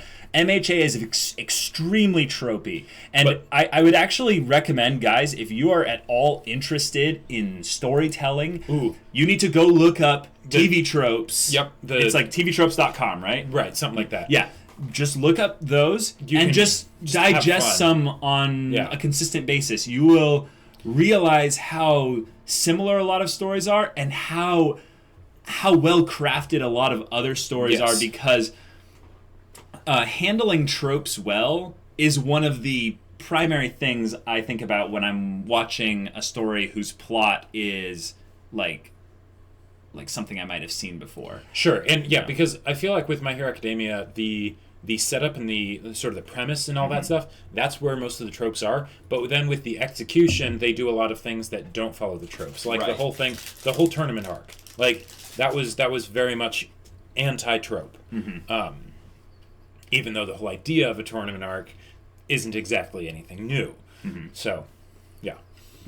Next question here. Paragon, do you feel like the characters' quirks in the show will become a limiting factor when it comes to fight choreography? That's an excellent question. I think so. Just a little bit. Yeah. But it's not going to be too bad. I think that the show's choreography is not something that they're saying, hey, we're going to go to Avatar's level. Right. It's not like Avatar or Ruby where it's actually based around martial combat, right? So they don't need to have super great choreography. They just need to have great choreography when it comes to the specific quirk that the person has. And is using. Right. So when Bakugo and Deku are fighting in the 2v2, that choreography, the little moments of choreography in there, fantastic. Yeah. I love it. But and they don't need to have that for They everybody. don't need to have that for everybody. And also because the main character has a very physical, punchy-based quirk, you know, his choreography needs to be at least above average a little bit. Right. But then for someone like, say, Uraraka, they don't really need to do that. I mean, but they could, though. They because could. she's learning how to disarm people and stuff. Yeah, exactly. So Yeah. Twister Kirby, what power-ups do you think Class 1A will get in the future? Well, I think it's going to be like power-ups all over the place. It's not going to be I think it's not going to be a thing of which ones or what ones. It's going to be, we had maybe a 1 month time skip. Everyone's powered up a little bit. Or we went to the summer training thing that they're all going to in Season 3. Sure. Everyone's going to power up a little bit. And I think that'll be fun for them to have a little bit more lighthearted stuff with that. Yep, that's why we're not reading stuff in chat. One of our mods just let us know that there are a lot of people trying to spoil. Right. Yep. Okay. Yeah. Don't worry. We're not reading chat stuff. Darkin 631. What power would you absolutely hate to have? Hate to have? Yeah. Shigaraki's power. Sure. That sounds like a nightmare. Yeah. If you think about like the kind of person that MHA could create when they have a quirk that's literally a curse upon them in some way. Right. I feel like Shinso's you have a little bit of control over because he can just choose not to mind control someone. And if anything, you just don't tell people you have it, and and it's your own basically moral compass to not do that. But with Shigaraki, it feels like he has no control over it. If he touches all 5 fingers to a thing, it will shatter eventually. The one I would hate to have more than Shigaraki's. Because the thing is, I would say with Shigaraki, I could... It's Toru's. No, Toru's would be awesome. Oh, okay. What is it? Minetta's. If I got a power, and it was Minetta's freaking grape juice crap, purple balls. I would... You don't want Minetta's sticky balls. I would lose my mind. I would be like, "Are you kidding me? Come on! I could have gotten anything." Jacob has this burden of being like he wants to be great. So if he gets a superpower, he'd be so pissed if it was just something stupid. Like, I'd be grateful for any kind of superpower. That would be fantastic. Even if it was Minetta's, you wouldn't at all be Dude, like... if I had ears that I could move and that was my superpower, I would be happy. That would be cool. Wow. Dutch Nintendo, do you think Bakugo is willing to become a villain to gain more power to surpass Deku, like Sasuke and Naruto? Oh, please, no. That's not happening. No, so here's the thing. One of the things that I really like about this is by making it so that everyone's power is based on their quirk, right? Right. It's not based on some external power system. That means that they don't have to do anything to get more power. They don't have to become chaotic evil, right? They can stay doing what they do. Yeah. And even though Bakugo isn't a very good guy right now, he can have his political tendencies, whether like good guy or bad guy, be whatever he wants, and that won't change how strong he is. Yeah. If anything, he might just want to associate more, like be around more people that are strong. He doesn't need to sacrifice his clan on the altar of character progression. I don't even know how the Naruto story goes, but I think there's something about Sasuke and his clan getting killed or something like that. But anyway, no, I think 100% the people that associate this show's 2 main characters, even though you're the one that's read the Naruto manga, I don't think you can compare Deku and Bakugo to Naruto and Sasuke at all. Originally I thought like when Bakugo was so like completely like just a dick, I'm like, okay, he's probably going to be a bad guy. But then at like episode 2, we're like, oh, okay, yeah, we see how this is going to go. Right. Okay, so we're going to be done with questions for now. We went through quite a lot of them, and we have still got a ways to go. Yeah, so let's start going through them. So this part in the show where we get into the episodes, I would say 4 and 5 kind of bit. I really liked that they brought in all these characters all of a sudden. Yeah. Because we had already attached ourselves to Deku, and from his standpoint, we're ready for whatever comes next for him. Absolutely. And when all these other characters come in, we go, oh, these are the faces we're going to see around Deku. And again, they did a great job of introducing a bunch of them like right away, like Ida and Uraraka and stuff. Mm-hmm. Yeah. One of the things that I want to give a shout out to for how they did this, so the fact that they had the main character inherit this super OP power, and they kept it OP. Yes. But they basically said, okay, it's conditional. You can't just go throwing it around willy-nilly. That's great, because that means there can still be conflict, because the main character still basically can't really do anything, can't do much of anything, except for that one time when he can just obliterate whatever's in his path, like the 0-point robot. And things like that. It makes it awesome because then you're invested in the minute by minute sort of details of conflicts that he's in, because it's not just a thing of, oh well, this is easy, he doesn't need to worry about that. No, he has to worry about everything, and he has that one trump card that he can play. Right. So I really like how they did that. And they also brought in a theme of the show, which I think is really good. Is Deku is going to become All Might with the presence that All Might brings before he has the power that All Might has. Yes. So when he enters into the entrance exam, his persona, which he received by his devotion, so to speak, to All Might, his hero worship of All Might, it rubs off on Uraraka and Ida. Yeah. And the way they do this is very subtle. It's not over the top, where they're like, this guy is the best guy ever, I want to be like him, and Well, Ida is a little bit extreme. He's like, I must learn from this guy. Well, no, but that's not immediate. The first thing he just realizes is like, wait, examination. This was an examination. Wait a minute. And that's really all there is in the kind of the beginning bits. But Uraraka doesn't start from it as being like this person's I fall in love with this person, or this person's awesome. It's just like Deku did something that inspired her to also do something heroic. Yes, exactly. Yeah. And those little moments actually tell us a little bit about their characters individually outside of Deku as well.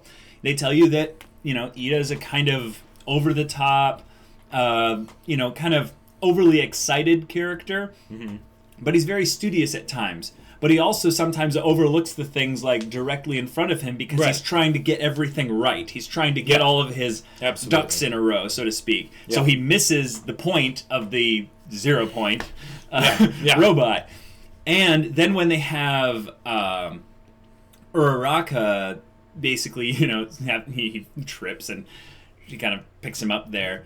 She's basically already looking out for the underdog, because I think she considers herself an underdog coming into UA. Sure. So when she does it again and looks out for the underdog who saved her life, potentially, it's another thing to show, she maybe knows what that's like to be someone who's struggling from the bottom to move their way up at all. And then when we find out more about her character later, oh my gosh, it makes perfect sense. It makes exact sense why she would be like that. So, good character introductions. They put Bakugo into the situation and gave the spotlight completely away to other people, which I was glad, because they showed that he's going to be a very powerful force within UA, and he's obviously going to get in. Yeah. And by doing that, it also shows a little bit of the potential problems with the Hero Society, in that they value someone like Bakugo more than a lot of other people so far. But it was also great to see, because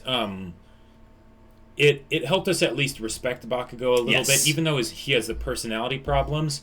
he thinks highly of himself. Yeah, because he actually is good. He is really good. They could have made it really interesting too if they made it so that he realized he's not actually all that good, and then he has to he realizes that in the 2v2s. He realized that in the 2v2s, which is great. But the idea that it's like, no, he actually has some chops to it. It's like It's like, don't make him be an asshole and be useless, right? yeah, exactly. Oh my gosh. So when they get into the 2v2s and stuff, they bring in their hero costumes and things like this. And this is something that I feel like I don't appreciate as much as other people, but a lot of people brought this up to me, is you see them in these costumes and you go, oh, it's like a love letter to American comics. And someone later described this to me, like after, in between seasons 1 and 2, is that MHA is basically Japan's love letter to American superhero comics. Right, in the same way that Ruby's like a love letter to Yeah. anime, But whatever. we're keeping on MHA. So that whole aspect of them bringing all these colorful, gorgeous superhero outfits and stuff like that. I love Ida's costume. Oh yeah. Of course, you and your Mandalorian armor hard on. Yeah.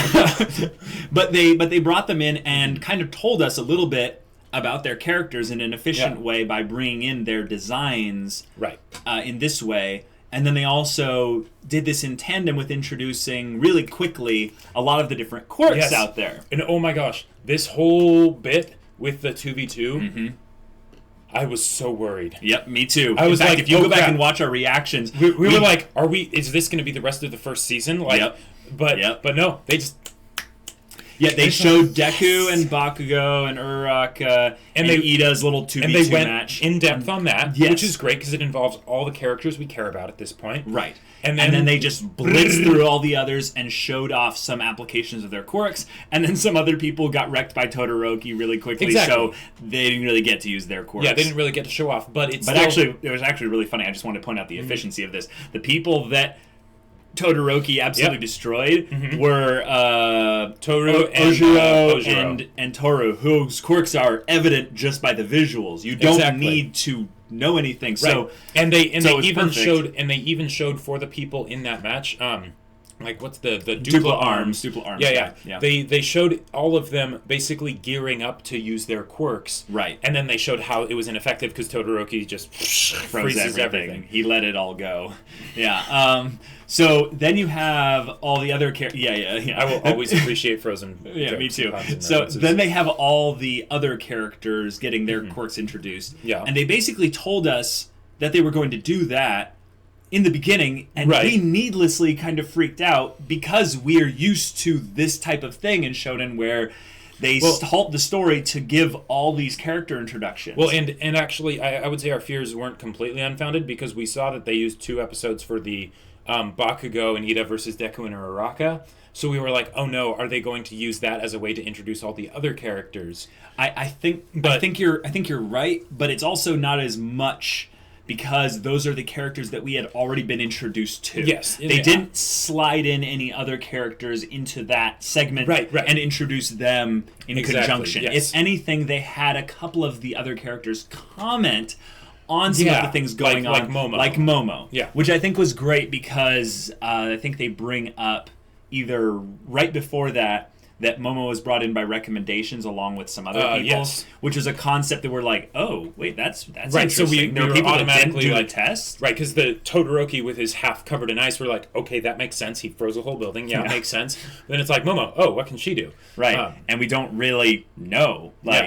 We don't really find out. Until they did the whole 2v2 thing and introduced everybody's quirks nice and quickly, along with a bit of their personality. Right, but like specifically someone like Momo, they used a visual bit to show her quirk, but we couldn't figure it out. We're like, I think it was just like creation is what it's called, and they were just like they didn't say it. Give any description? They didn't say it though. No? They didn't actually give what her quirk was because this is before the days where they put the little subtitled bits of like Momo creation, and stuff like that. Yeah, but I thought they had someone like doing like a or no, I guess there's a it was just the montage actually of everyone doing their little bits, and she's putting up bars to. I thought they had like a part where it zoomed in on them, and it's like this person, and then a little spiel about them.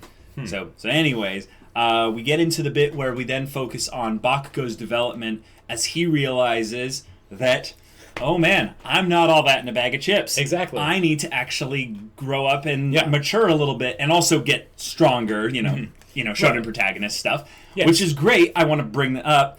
They relegated the angry determinator shonen protagonist, I will do the thing no matter what, to the bully character, which he develops out of the bully stereotype relatively quickly as far as the grand scheme of things in the story goes. Well, and this also had the awesome moment where Deku basically owned his name. Yes. Yes. I mean, we go in depth in that, but we're slowing up a little bit. We are. The build up from here was kind of a prologue to having the USJ incident. It was, right, exactly. It was basically saying, all right, here's what everyone can do. That way, when everything goes down, you're not like, completely okay, lost. You're not completely lost, yeah. Right. And also we can show a bunch of nameless, faceless, not faceless, but a bunch of nameless bad guys. They can get beat up by some characters that you have some slight connection with. Exactly, yeah. And that was really important, I feel like, for MHA to have, like, done quickly. Because they could have kept the story at the school and not had villains get brought in for quite a while, and it still would have been an okay story. It still would have been fun, yeah. But like, ending it with USJ? Ending it with USJ was a bold but powerful choice, because you've seen, I think, the teachers very little up to this point. You get the idea of what their quirks are, and you've seen what Aizawa can do, and you've seen what All Might can do. Right. But the way they crafted this, I would say, 4-episode mini arc within the season was near perfect. I could see some people maybe crying like plot holes, or maybe like plot, it was too slow at some parts or whatever. Yeah. But no, this was great. This was really good. I loved how they made it so that it was. They made it so that it was, one, Aizawa needing to defend students, right? Which is like, okay, good. That's what teachers should do, even though he's hopelessly outmatched, and this isn't like, you know, he's the infiltration like takedown person. He's Batman. He's Batman. He's not meant for open combat, holding off the hordes in the day. The day, yeah. Exactly. But he still has to do it because that's just what he has to do. And then these kids all have to basically come to grips with the fact that, oh yeah, we're here to become heroes. And the reason why is like because we have there's to stuff become like heroes, this, and we have to do it now. Yeah, we're not ready, but you never will be. And they are ready, so here we go. But I love that the main teachers and stuff, 13 and Aizawa, the ones that are there, they kind of give this almost overly cautious bit to the kids, where they're like, stay here, stay in a group, don't do anything, Aizawa's going to handle this. They don't, however, like basically freak out and be like, all right, we need to we need to have everyone run, scatter. It's more of a thing of like, we will sacrifice our bodies, our lives, before we let one child get hurt. Yes. And it's one of those things where we could have just seen how cool they were and how powerful the teachers were, but we realized, I think, even quicker, especially with 13's little speech, that these were people that knew what it meant to be a hero. Right. Yes. And while a lot of these kids have an idea, they're now getting to see, in a way, they are being shown, not told necessarily what it means to be a hero. Not just defeat the bad guys, which they might interpret it that way, but they're also being shown it with... it's not about defeating the bad guys, it's about protecting the people that need protecting. Even though people like Bakugo and Todoroki, like they could have said like, you guys are actually pretty good. Like, could you give us like some long-range support? Stay back, But no, they didn't do that. No. So, yeah. And it's one of those things where you could be like, well, they have a Todoroki in their midst. Yeah. Why are they not utilizing him to, trying to create some kind of squad? It's like, all right, move forward and move in tandem and stuff like that. No. They're kids, and we need to keep them alive. It's basically the idea that they look at them as kind of the future of hero society, even though there's plenty of schools, probably, and there's plenty of, people with great quirks out there and stuff like that.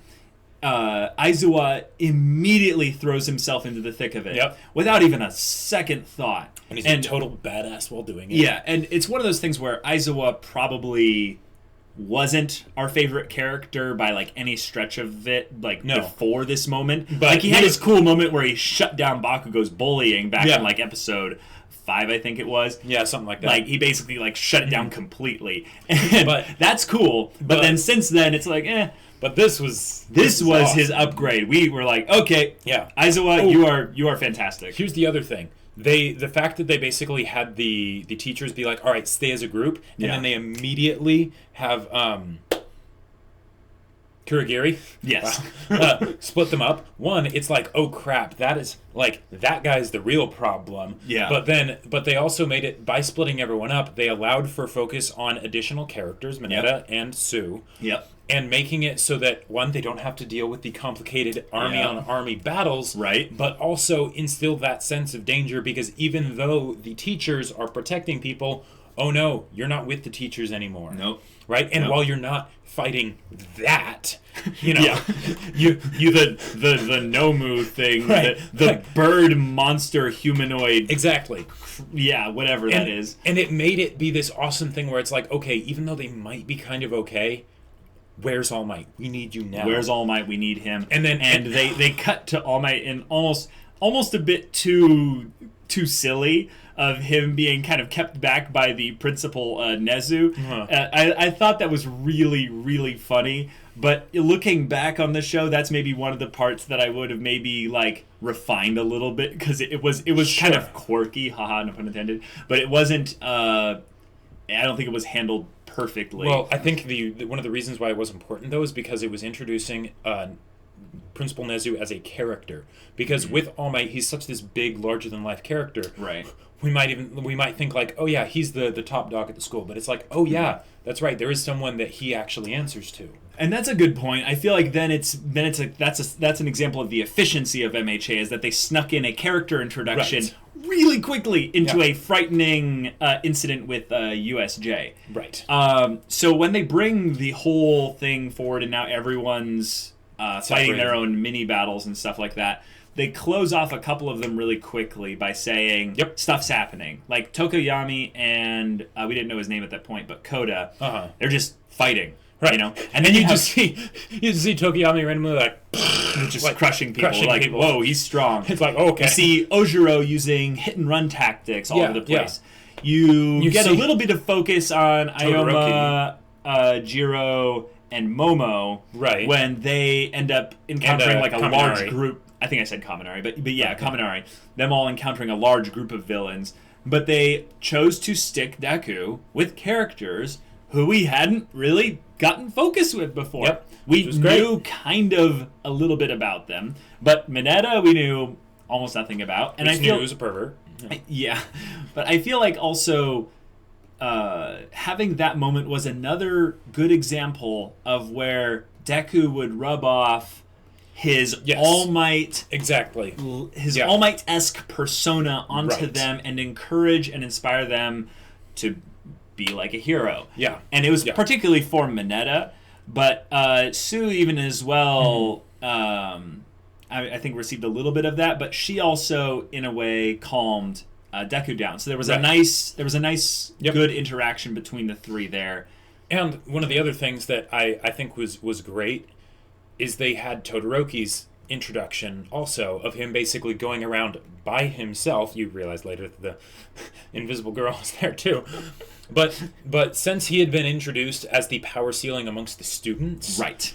it was great to see him still be able to do that. You know, stay cool, very much intended, as a way to sort of like be like, okay, there's this USJ thing happening and it's scary, but by having it be contrasting, where there's panic, there's chaos, Right. and then Todoroki's there, not worried at all, you know, and being like, you're an adult and you can't even beat a child or whatever, you know, like saying stuff, Scolding the scolding the thugs, bad you know? guys. Yeah. It was a great way to basically say, in case you thought that USJ was basically the end of the story for My Hero Academia, because All Might will come back and, you know, he might die or whatever, this is basically them saying, no, there's going to be more. There's going and to be this a lot character's more. going to be a part of it. He's going to be a part of it. So basically stay tuned, right? Yeah, I think that might have given away, I think that aspect of the USJ incident might have given away a little bit of the plot armor a lot of the characters had. Because Sure. I think I heard a bunch of criticisms of what we don't know what Kurogiri's limits are, and why didn't he just drop the kids from like higher so that some of them would get like injured and stuff. And they're like, well, that's not, MHA is a little bit darker and things like that, and that's maybe the point where there's a little bit of suspension of disbelief, and that's okay because we're dealing with superheroes with teleportation quirks and Yeah. you know, DNA superhero legacy passed through hair and stuff Right. like that. And it could also be that it's maybe a limitation for Kurogiri where he's like, he can't think about the details of things too much when he's teleporting like That many 24 people. different Yeah. locations, right? I agree. There's many So- ways to explain out of it, so it's okay, but I just wanted to address that really quick. Yeah. But the way they chose to separate the characters, I really liked how it forced specific People to work introductions.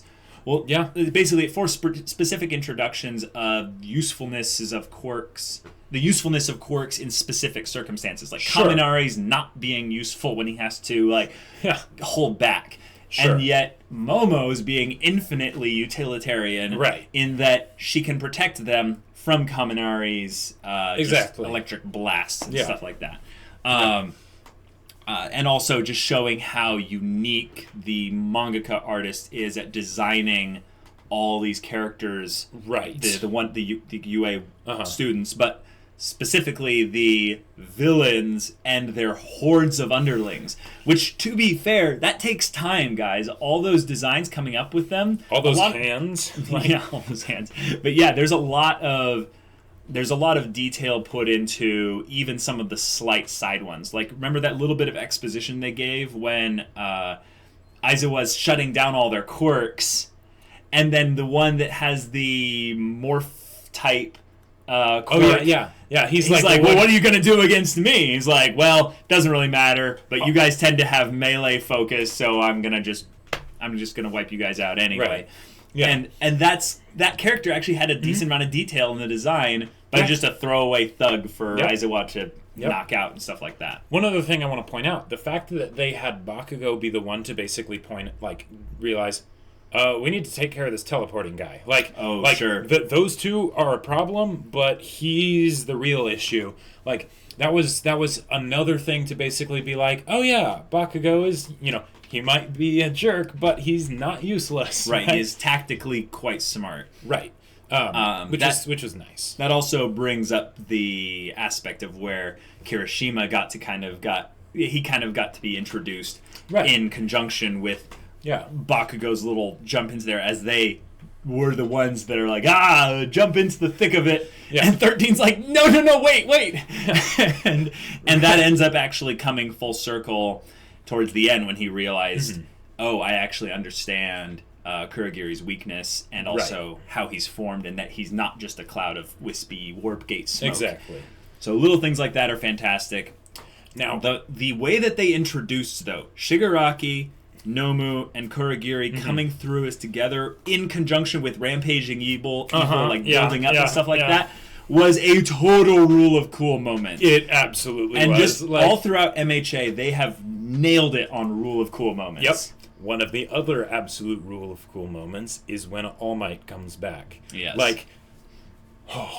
Because, I love the way. Do you want to bring up Aizawa's rule of cool moments a little bit before we go into All Might? Yeah, we kind of talked about it a little bit, but yeah. Aizawa really stood out in these first two episodes of the USJ incident, because he takes on Shigaraki, and we realize that he's better than Shigaraki. He can beat this guy. And we also get in that sense that Shigaraki is kind of a dumb villain, and that's kind of compelling in a way. But these other two with him are these freaks of nature that are terrifying. Yeah. And we think, wow, Aizawa's just wrecking these guys. And then Nomu steps in, and suddenly the harsh reality of heroes versus villains comes into play. It's like in Konosuba when Aqua does her against the giant frog, and then she just sort of looks up and is like, I'm sorry. Please don't hurt me.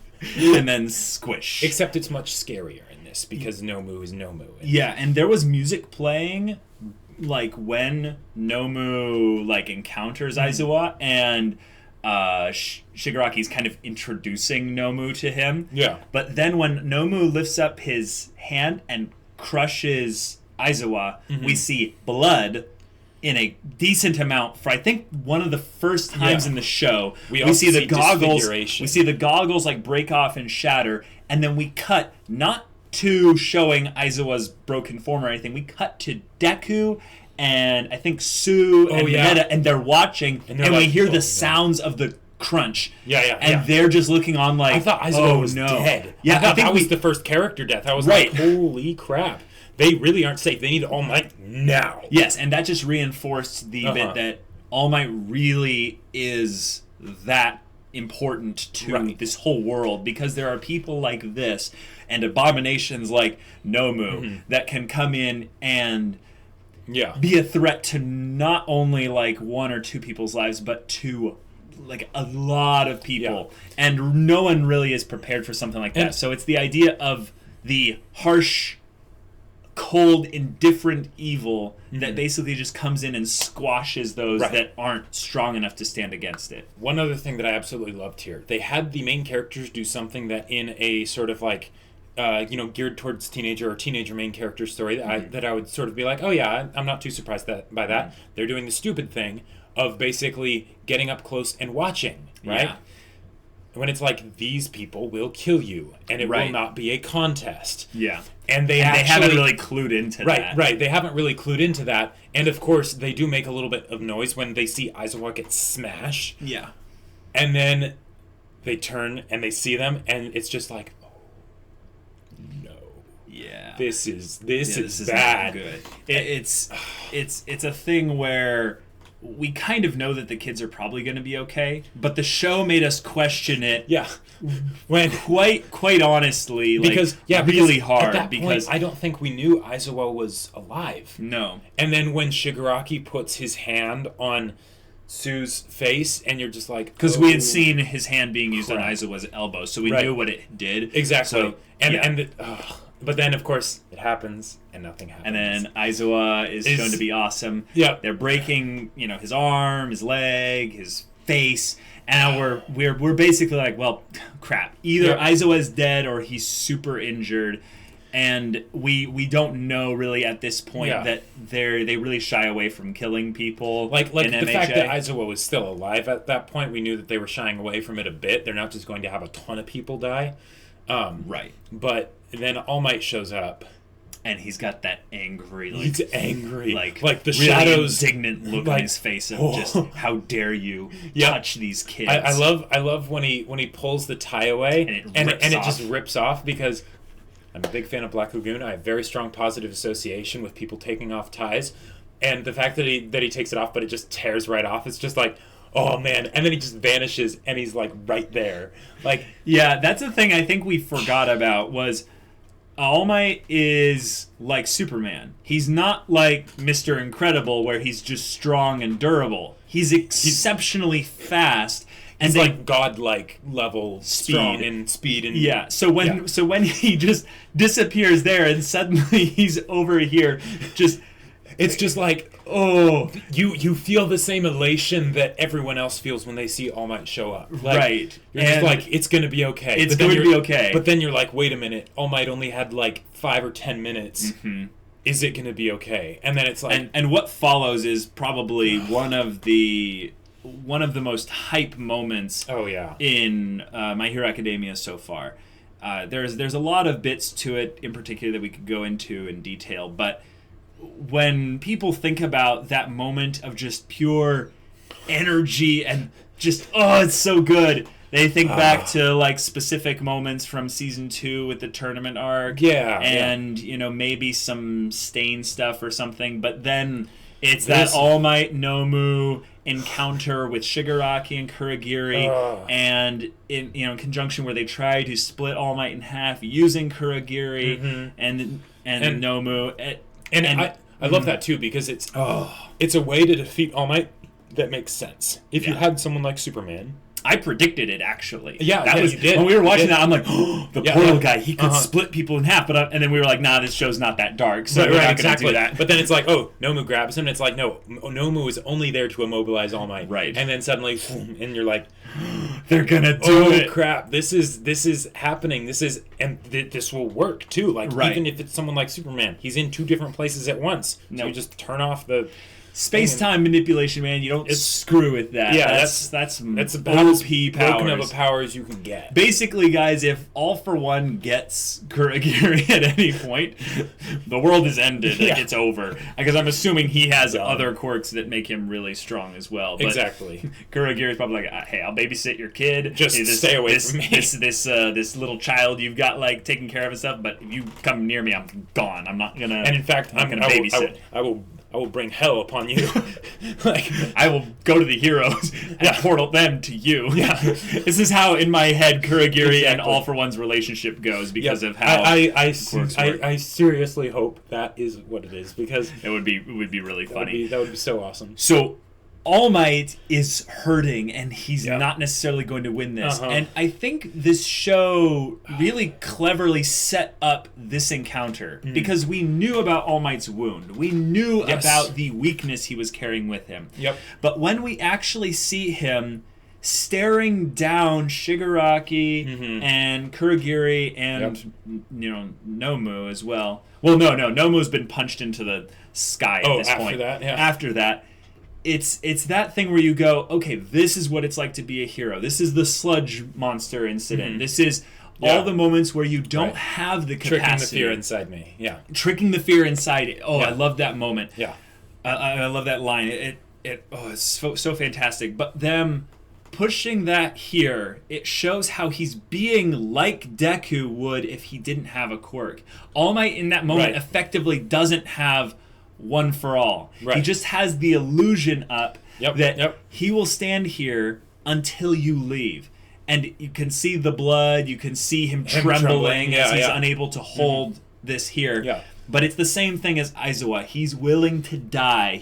Even though he's the symbol of peace, guys, he cannot let them get to these kids. And here's the other thing. I know this is backtracking a little bit, but with the fight of All Might versus Nomu, that is not the kind of fight I would inherently be interested in watching. Generally, because it's like, two meat sacks like just duking it out and shaking the ground. And having the animation kind of be cheated out by using the I can't see the punches, but it's just a bunch of blurry of motion thing in front of me. I generally wouldn't like that stuff. But the thing is that there was a reason to be so on board with this. Because here Nomu, this is kind of almost a way to make it so that you don't have to necessarily care about the antagonist in the fight as much. Because in this case, Nomu was just a shell, specifically made to crush All Might. And All Might, that's where the conflict was. It wasn't necessarily about whether Nomu will be able to beat All Might, but it was whether All Might will be able to keep fighting, whether he can actually keep being the symbol of peace, because we know he's on a limit, and we know that him stopping being the symbol of peace is coming. Right? We don't know when. We don't know when. Anytime it's threatened, like in moments like this, we get really tense inside. We're worried. Oh God. No. All Might, please be careful. And we get so excited about it because it could be. Because it could actually happen. Because in a different situation, I would not be worried about that fight at all, right? I'd be like, no, of course he's going to win. The bad guy's going to lose, and everything's going to be hunky-dory. It's going to be awesome. But then it's like, oh, wait a minute, no. They are specifically setting up this character to die. And this is where the people that are they're trying specifically to kill him, and they actually took the proper precautions to be able to kill him. So and he just goes into that head on. And he ultras, which reaffirms how awesome All Might is and over the top and everything. And rule of cool all the way to the top. He punches Nomu directly into like the upper atmosphere through like multiple like layers of clouds. I love the way the clouds just part. So there was like force around Nomu. The air dispersion was just so much. It's one of those moments where you can kind of have the rule of cool moment for the protagonist work, because immediately after that, all the consequences of him doing something over the top are made evident. Because you realize Kurogiri is talking Shigaraki into, no, we can actually probably beat him. Look at him, he's shaking. He's not ready for this. And Shigaraki's like, oh, okay, let's do this. And then all the UA students come around beside them, and makes it a little bit iffy, a little bit of an iffy situation. And then the teachers show up. When the teachers show up, you kind of realize by that point how many new character designs you've been shown in the last like 3 episodes. And they're still surprising us. When robot gun looking McCree guy shows up and just starts pop shooting everyone with his like, and the way it tracked the bullets infinite, from a million miles away, like always hits the target bullets and stuff. You're like, of course there's someone like this. Exactly. Of course. Why not? And then, is awesome. And then President Mike shows up, and you're like, well, we know what his quirk is, kind of. Yeah, sure. But then just, and it's just like, oh man, that is so amazing. It just feels so good because these guys are the miniaturized, I would say, representations of All Might. They're like All Might's basically. They're the people that will be the peers of Deku once he is ahead in his development. Yeah, exactly. And we get to see all these people working together, and we see Nezu basically giving people orders and stuff, and you go, oh, right. The good guys are actually this is really what good. What it's like. Oh yeah, that's the other thing. The good guys are actually competent and capable. Yeah, exactly. When they show forced up, to be reckoned with. It's like even without All Might, the villains would still have a fight on their hands, you know. Right. Like, and Shigaraki echoes this as kind of a, oh, well, game over, I guess. Yeah, you know? Like, exactly. we're out, you know. Yep. And he kind of is, they kind of subvert the whole thing of the villain, be like, I would have gotten away for it if it wasn't for those darn kids. Because mid lamenting of this, McCree shoots out like all his limbs, and Kurogiri's like, "Oh crap!" And Kurogiri is just, "Nope, protect the kid!" Yeah. And they're out of there. Right. And in a brief moment, you went from terrified for All Might to yes, just kill these guys, kill them, just get out of here, stop touching All Might, get away from my kids. To paraphrase a caster from Fate Zero. Oh yes. If despair goes from hopefulness to crushing despair, and that's the most, delicious despair, then the most delicious triumph is when the jaws of defeat to absolute victory. Absolute victory, yes. And they don't even make it ambiguous. Oh, no. All the little thugs and stuff like that get rounded up by this guy cloning himself, which we later learn to be ectoplasm and stuff, and then Cementos coming in, and it ends up being just a total sweeping victory past that point, even though we're terrified of what's happened to not only Aizawa and All Might, but also 13. Right, yeah. So at this point, we're really worried. And I think they didn't actually establish that, like, oh, all of the teachers are going to be okay until way after battle, the which basically kept it so that it's like, even if we were like suspecting when Aizawa wasn't killed by being crushed, right, that there was some plot armor, it wasn't actually confirmed until the bad guys were gone. Yeah, until like episode 13. Yeah. And once this whole incident is over, we realized, I think maybe a little bit after the 13th episode, why they kind of chose to do this. It's basically what All Might has as his little monologue at the end of season 1, where he's saying, like, the villains made a mistake. They have shown, basically, to the world how great our students are. And now the students believe in themselves. Yes. They have that notch on their belt of, right, we stopped the villains at USJ. And throughout the story later, they keep bringing up, these are the kids that stopped the villains at USJ. These are the crew that fought off that Nomu thing. These are the people with all the villain experience under their belt, and people even mock them from like Class B, like Monoma and stuff, like mock them for it. But it's needing something to fight villains only once a year. Right. But it's that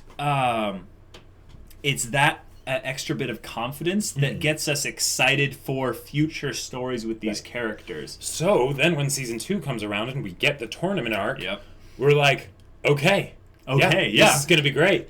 It's one of those things where I think people think about My Hero Academia and go, it kind of does the typical stuff, but it gets really good in the tournament arc and what's happening after that. No. They knew what they were doing. They set this up, the writer and the creators and stuff set this up very well. Yeah. The tournament arc would not been as impactful without this setup. Right. And I know they can feel somewhat disconnected as an arc in some ways because of the way it transitioned. It's like, and now the tournament arc, of course, sure, but the way it's set up with these characters being basically primed for more story by the plot that's basically put in front of them, they then get a plot that they get to move towards in season 2, kind of their own impetus. So you get to see, who are the type of which of these characters are the type of ones that would do well in some kind of competitive setting like this? Yeah. Which are the ones that we want to see do well in a setting like this? Yeah. How are new characters going to be brought in such a way that it's compelling as well? And the the story of MHA just kicks off into high gear at this point. It does get noticeably better in a whole lot of areas in particular, but I don't want to detract from the stuff that they go through in the first season in order to prove how fantastic the tournament arc of season 2 is. Now, since we've been here for 2 hours and we just got through season 1, do you think maybe we should do like a blitz through season 2 and answer some more questions? I think we should actually answer some questions right now. Okay. And then, guys, what we'll do is we will, like I said, blitz through season 2 quite quickly. I'd say we'll probably skip over a lot of the more recent stuff. Sure. But we'll go more in depth into things like the tournament and the Stain arc and stuff. Yeah. And then we'll go into our predictions for season 3. So, little round of questions really quick. Okay. Since it wasn't out when it was voted for, will you keep reacting to MHA until it ends, or will other seasons also needed to be voted for? Don't worry about us whether or not we're reacting to MHA. We will react to it when it's out. Yeah, we wouldn't be able to wait. Which characters would make for some great fights, sort of like the tournament, but a lot more up to 11? I really want to see a fight between a group of UA students and a group of villains. I like that they introduced Toga and Dabi because I feel like they are kind of young Shigaraki type characters. Right, they're more on the level of the students, right? But they're more on the level of the students, exactly. The students could actually fight them and not have to worry about how many of them are going to die. Yes, but also it's the idea that these villains could become recurring. Exactly. And students could get rivalries with their particular villain, and that kind of stuff is really interesting. Matt K, which hero's special move do you want to see? I don't know. I don't know. Yeah. Joe May, Caleb, can you make a face for me? Come on. There you go. You can go to the net. Yeah, whatever. Toma Roke asks... Oh, Roke. Maybe they've seen... Yeah, maybe they've seen Red Rising. Or Reddit. Do you see Hunter x Hunter surpassing MHA in the future? And where do those two series rank compared to the other shows you're reacting to? That is tough. It's really tough because I can tell that they're very different shows, even though they're both shonen. But, I would say the major thing that MHA has over Hunter x Hunter, right? Like, when I think of, like, sum total as a whole, is even though Hunter x Hunter is getting into some amazing parts. We're really loving Hunter x Hunter's stuff that they're doing right now. It's my gosh. I think it's a lot more likely that MHA will get a satisfying conclusion than Hunter x Hunter. Because I know that Hunter x Hunter is known as hiatus, you know? Yeah. So...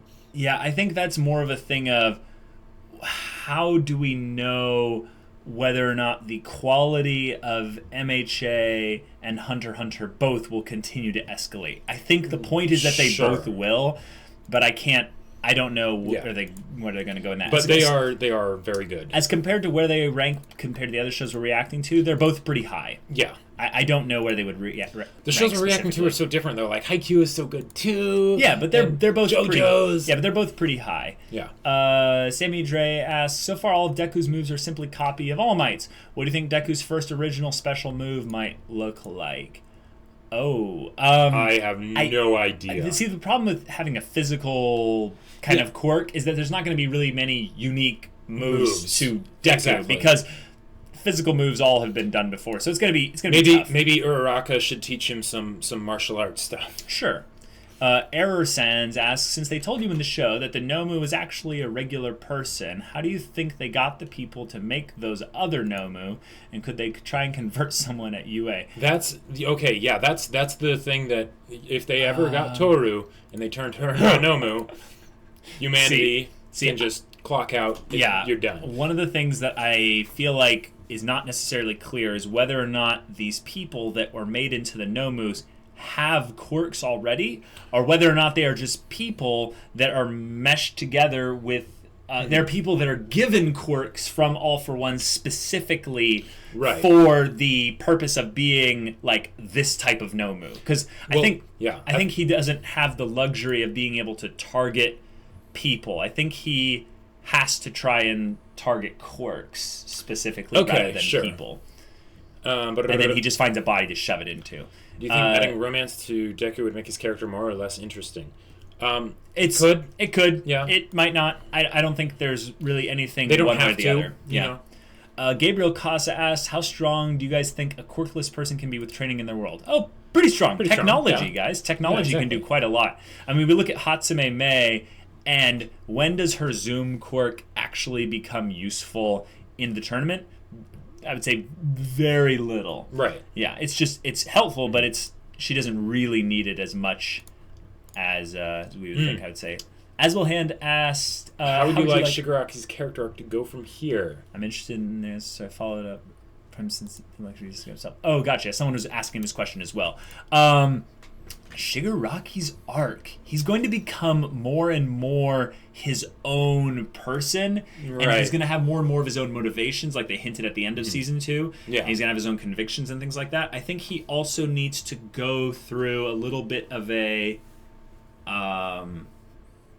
kind of a humbling thing like Bakugo. Okay. But I think he's also going to have his moments where he will be a direct antithesis to Deku. Oh, absolutely. Yeah. And it's going to be more apparent to Deku that All For One is kind of crafting Shigaraki kind in of the in same a way. Yeah. Yeah. I think he almost like All For One kind of knows about the One For All process, and he's kind of doing this as a way to spite like All Might, and that he's like, I'm going to make another me just like you make another one of you, but mine will be better. Right. And I think that's I think that Shigaraki will end up being the main villain. Oh yeah, All For One. absolutely. And I'm really excited for that, because when you have main villains that are more directly tied to the main character, it makes things way more interesting. It's why I like the Zuko versus Azula more than Aang versus Ozai. Yeah. Familiar Fez asked, how long do you think the MHA anime will run?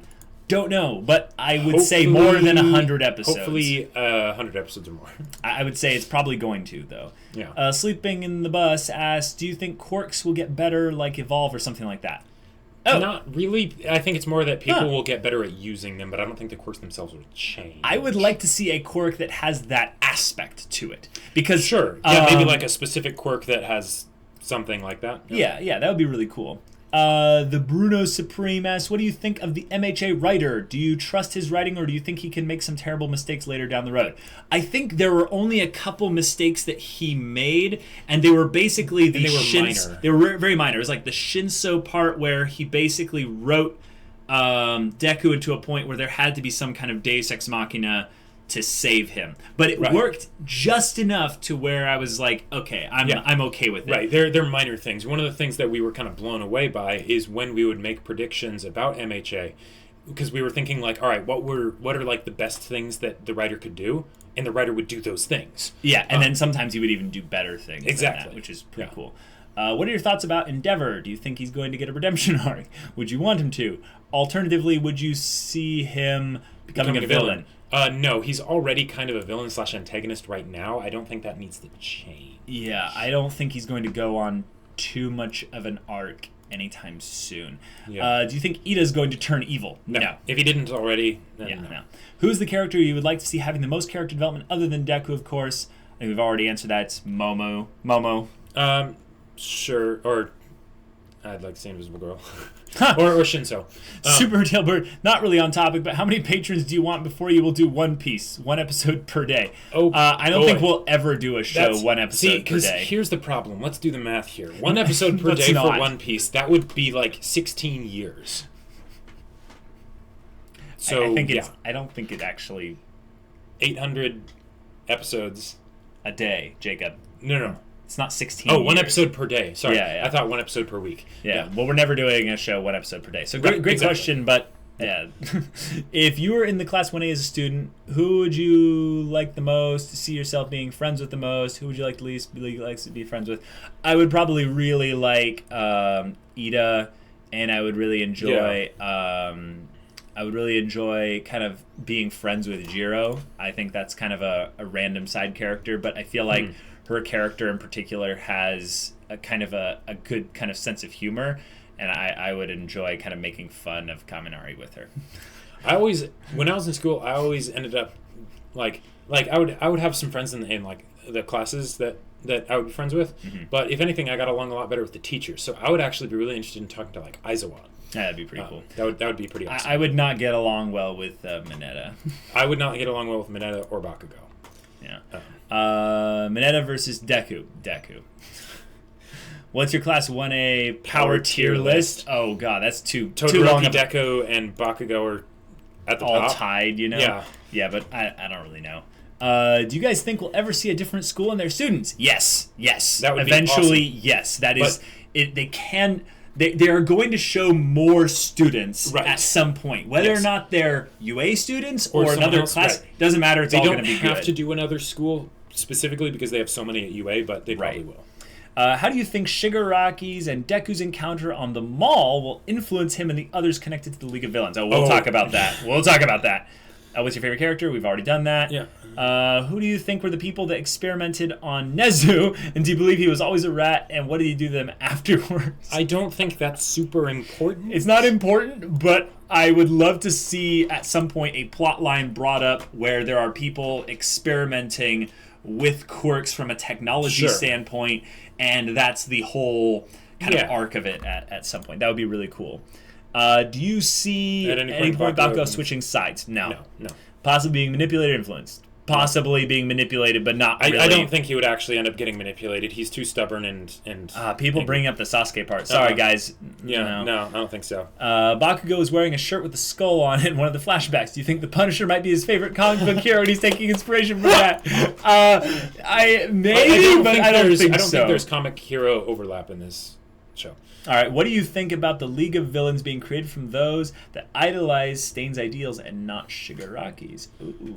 I think that could make for an interesting third party in this whole conflict. It's basically having a Stain loyalist group. Right. That'd be pretty cool.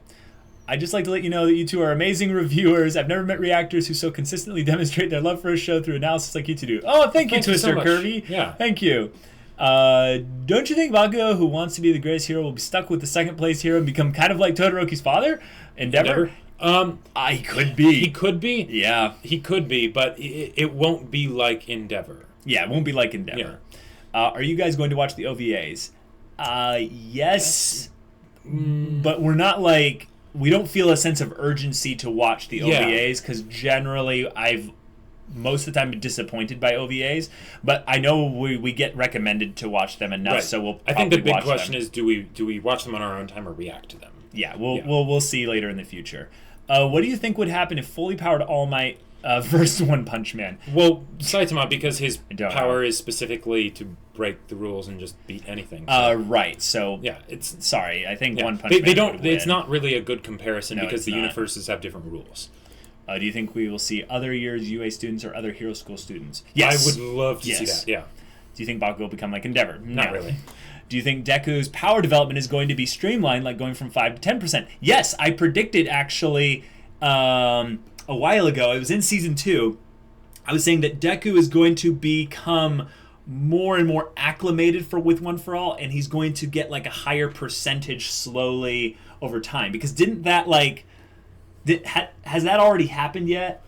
Kind of, not really. What they did was they set it up 5%. They set it up for that by basically nerfing him by saying, okay, you can't use it at full strength anymore. You have to use it at 5%. But he became more acclimated at using it at 5%. Right, but they haven't yet gone to actually increasing the level that he's using. Right, and 5%. Granted, that's ambiguous of whether it's always 5%. Yeah. So they probably won't. They might not necessarily do something where they actually say, now you're at 10%. It might just be something where he's like, oh, wait a minute. I'm in my full cowling, but I'm actually still hitting really hard.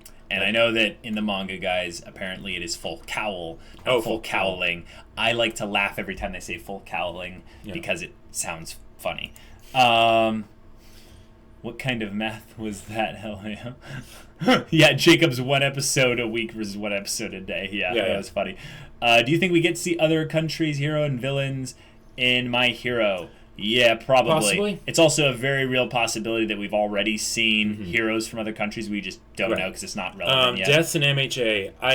I hope people start dying soon. Yeah, I think that Stain Stain has killed people, but they should have shown him actually killing one hero. Right, like Ida's brother, for instance. I know Ida's brother was effectively the hero was killed. Right, but still, they should have shown him killing someone. No one has died that we actually had a name for, really. Yes. So, do you guys have any theories about the origin of quirks? Possibly from All For One. Yeah, but not too many. Do you guys think that the meeting at the mall was staged at all?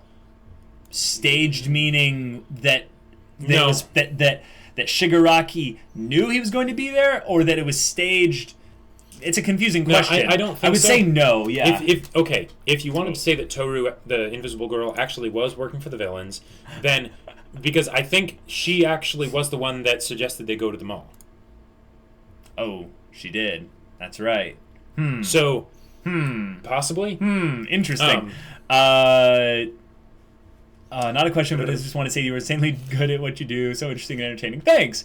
What do you think is the best character design? We've kind of already talked about that. Guys, glad to see you. Do you guys think it's possible for some student to drop out of the school, even just for an arc? I hope so. That way Shinso can move into class 1A. Sorry, we're not the biggest Mineta fans. Yeah.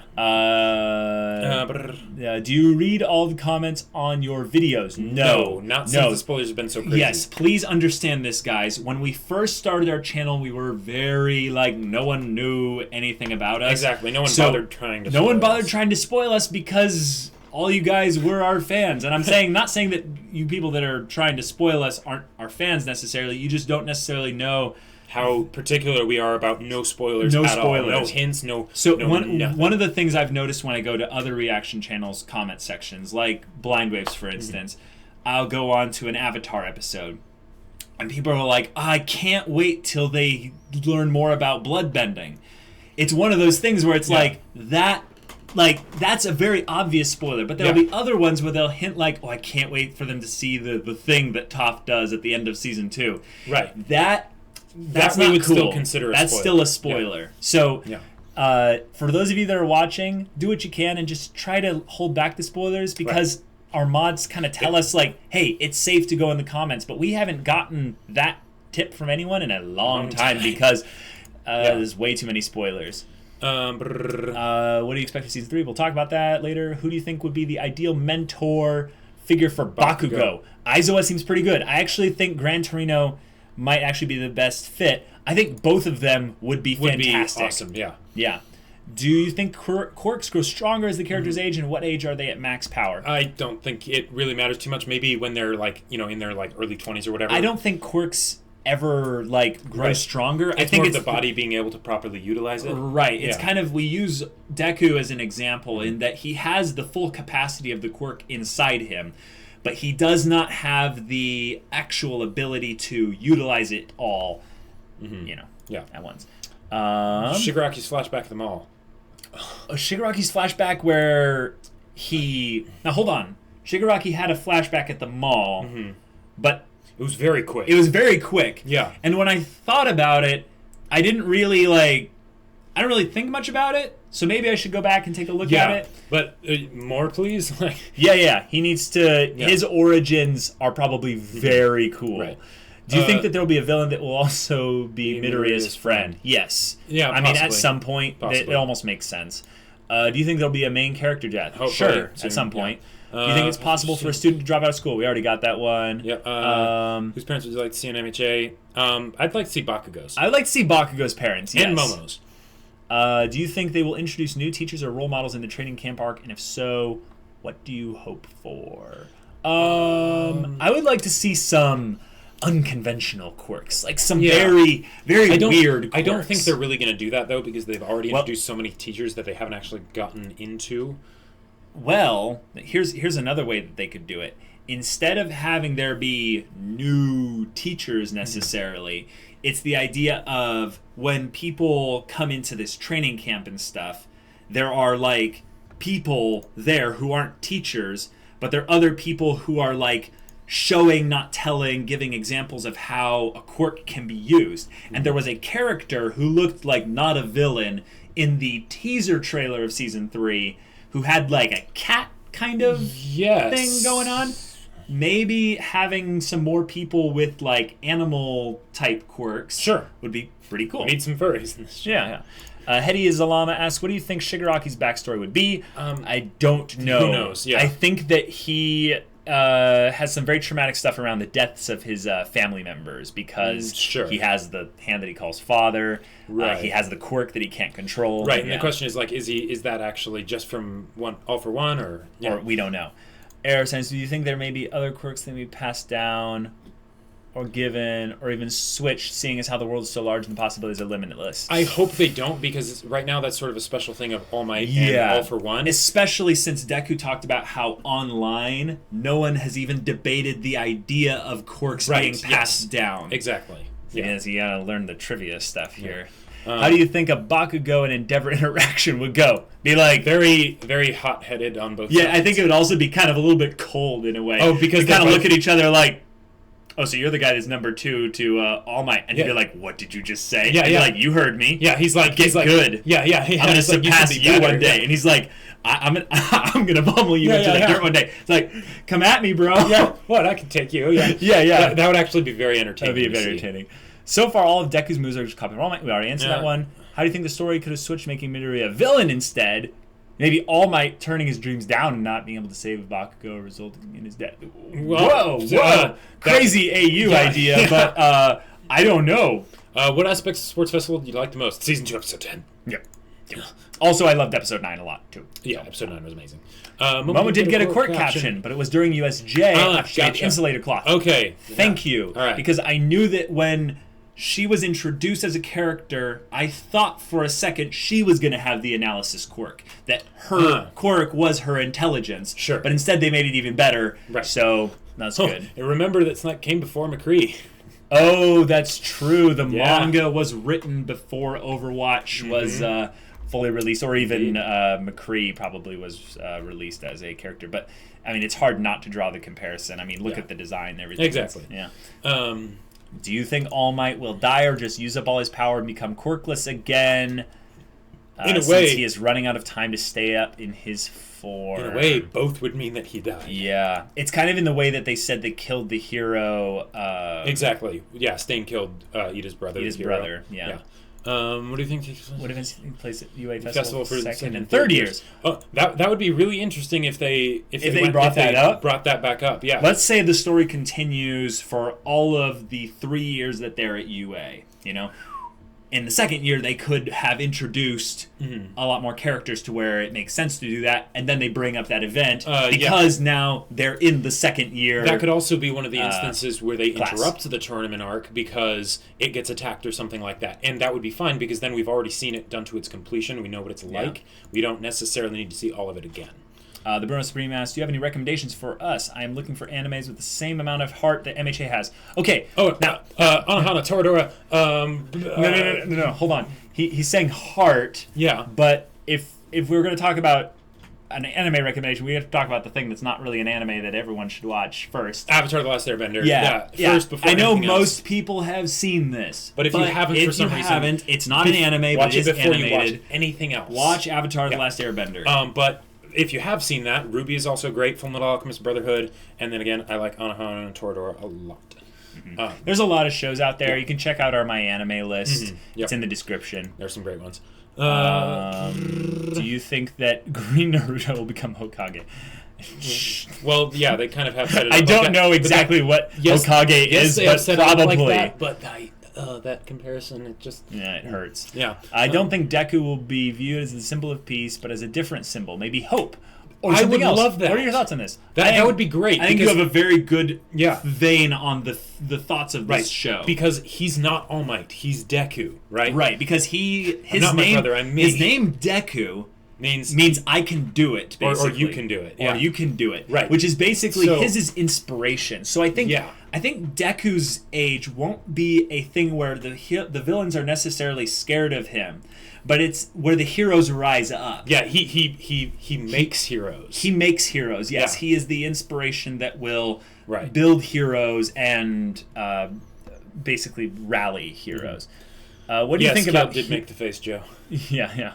What do you think about heroes killing a villain if that ever happens? I want people to start dying in My Hero Academia. Just all for one. Well, yeah, but even, I mean, that's sort of the more obvious one. But I'm just saying. Yeah. at some point, Jacob, Yep. this guy has amassed quirks for centuries. Yep.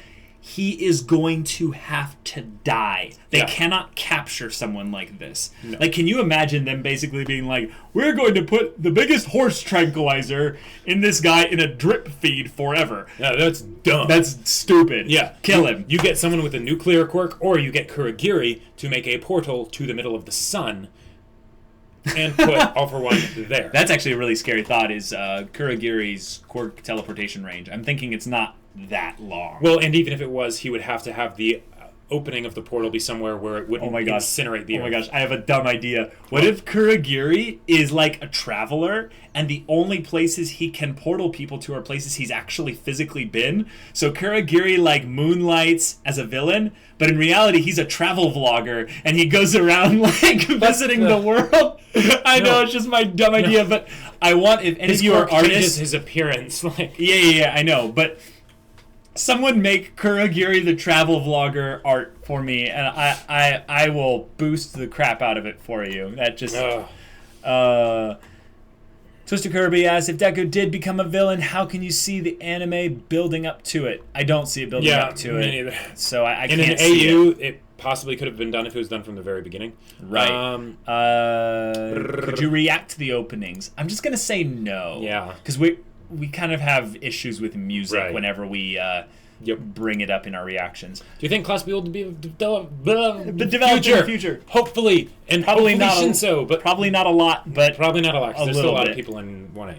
How do you think All Might, who was quirkless, met the previous user and was deemed Worthy for the ability. Torino says how they were similar, so perhaps he also forced his training as well. Yeah, I feel like the thing that made Toshinori very desirable to be a successor was he probably had the quirk.